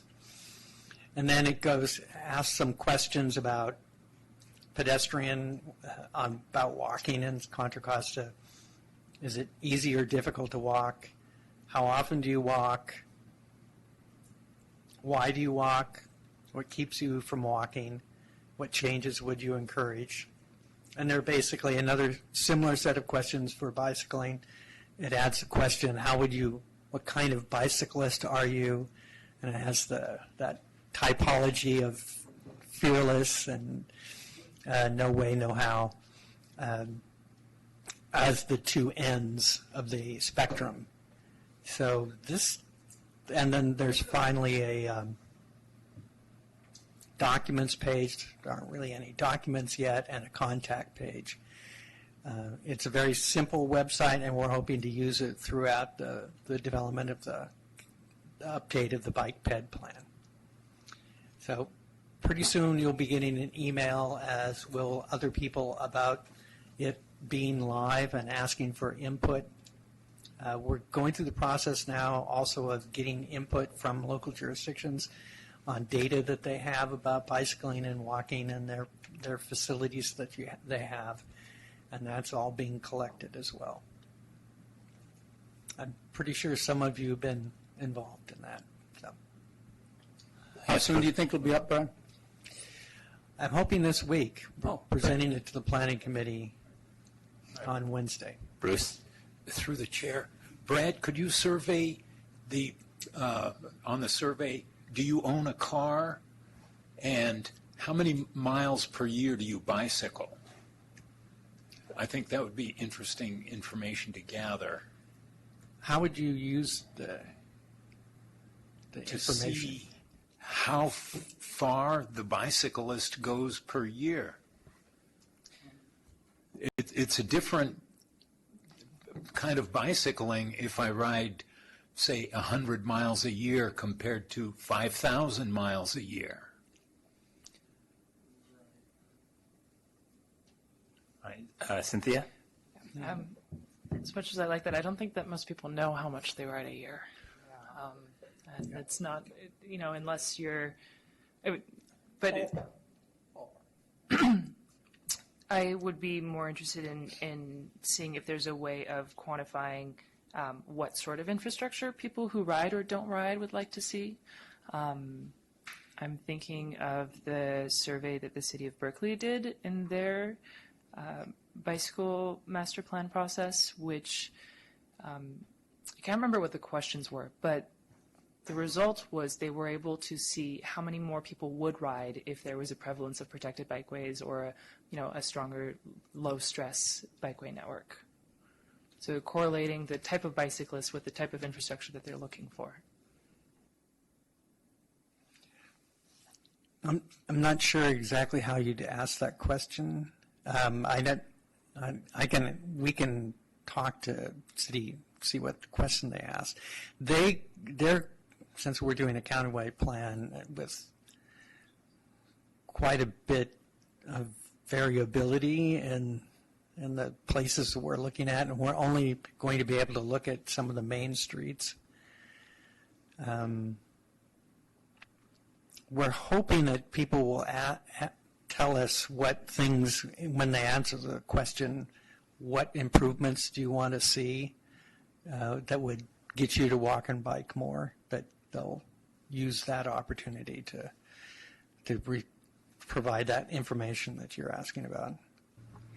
Yeah, it's interesting. I feel like most people who are in that interested but concerned category don't necessarily have a better idea of what exactly it is that they would need in order to start to ride more. If you don't know what a protected bike lane feels like to ride on, maybe you just can't imagine yourself ever riding in the city because you don't think that it will ever feel safe to ride in.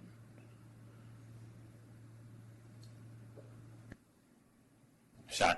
So, the first thought I had after you said that was that, I'm not sure if, so you're saying list the types, then, because a lot of people don't know the types of like class 3, 2, 1, whatever.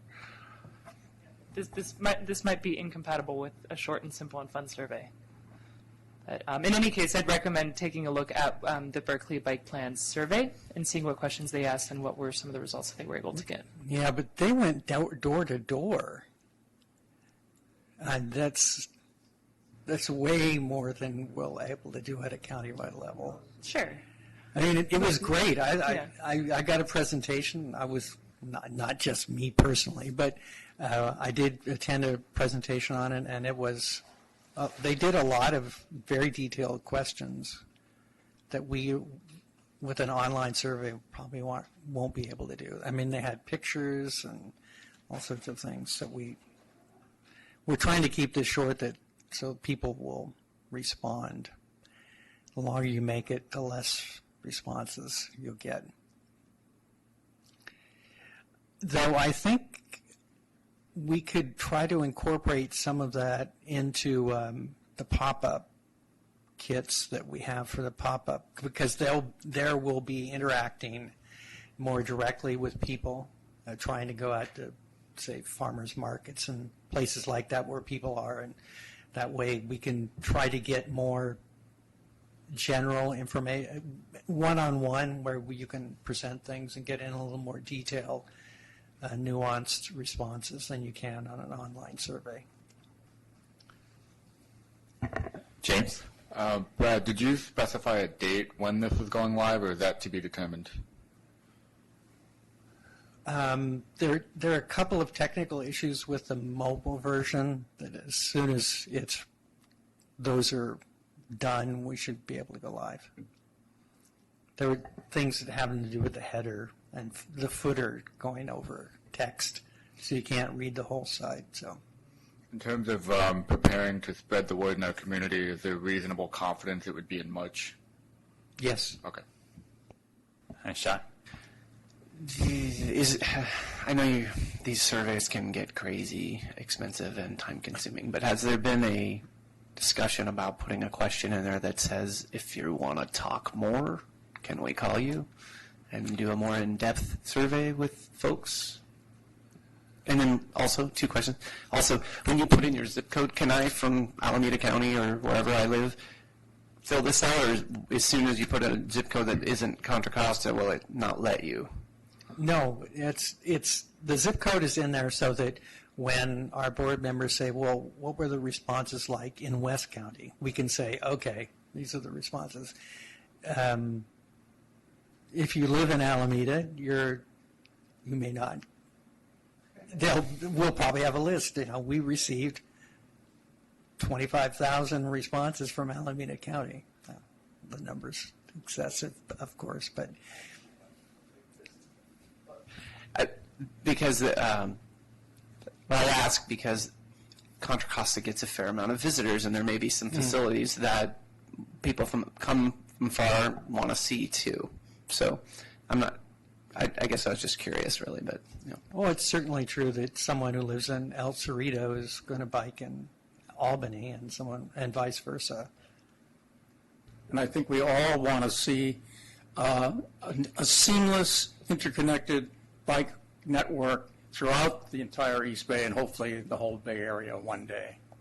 So I think that's fine to get input. Yes. The first question that I had, though, about putting another question, like a follow-up survey, that's not in the scope of this. Is that my understanding? No, we won't.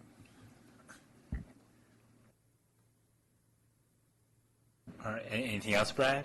Nope.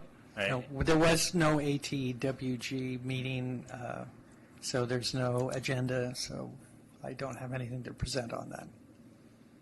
Okay. Any other business or information? Right. Cynthia? Just a question for the CBPAC and how it runs. I was wondering, what is normally the length of time between a meeting and the minutes being released? They're usually included in the next packet. Okay. So there's no, we can't expect to see the minutes earlier than that?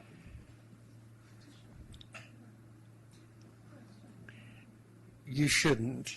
Okay.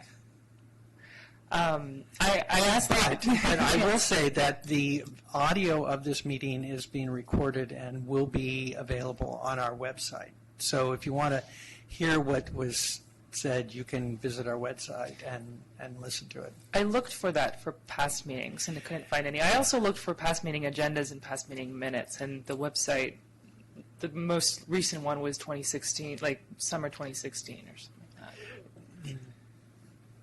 like that. Check again. There was, Okay. Diane forgot to finalize it, and then it has been finalized, so it should be up there now. Okay. I saw it up there, so. I was looking for it to do the minutes, so I wanted to listen to it. Where is it? It's not there. Uh-oh, I forgot to finalize it. She finalized it. Okay. It's up there.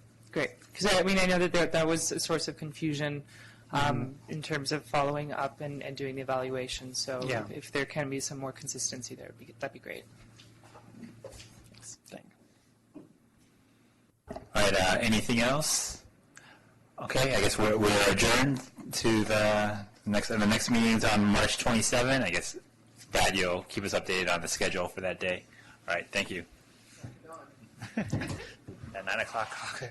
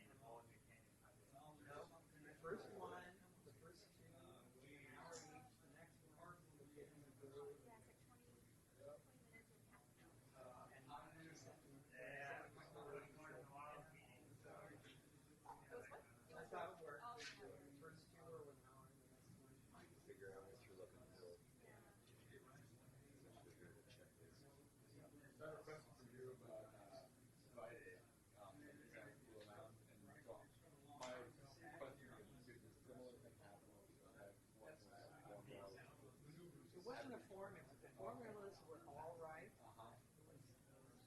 Well, they calculated everything correctly. They were just average. The problem was, unlike this one, there was some criteria that would score us by authority staff based, it was quantitative. So if you average that, since there's only one reviewer, there's no average.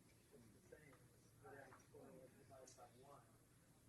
The other ones, their average were, if there were three reviewers, whatever the total was divided by three. But they stuck that we average in the authority scores in with all the scores. Some had four, some had three. Well, they shouldn't, if there was a criteria in housing growth, it was only that one shouldn't have been in the average. So instead of taking the total number of people out of all the criteria and averaging by the number of reviewers, that's one of the stupid things. You should have averaged every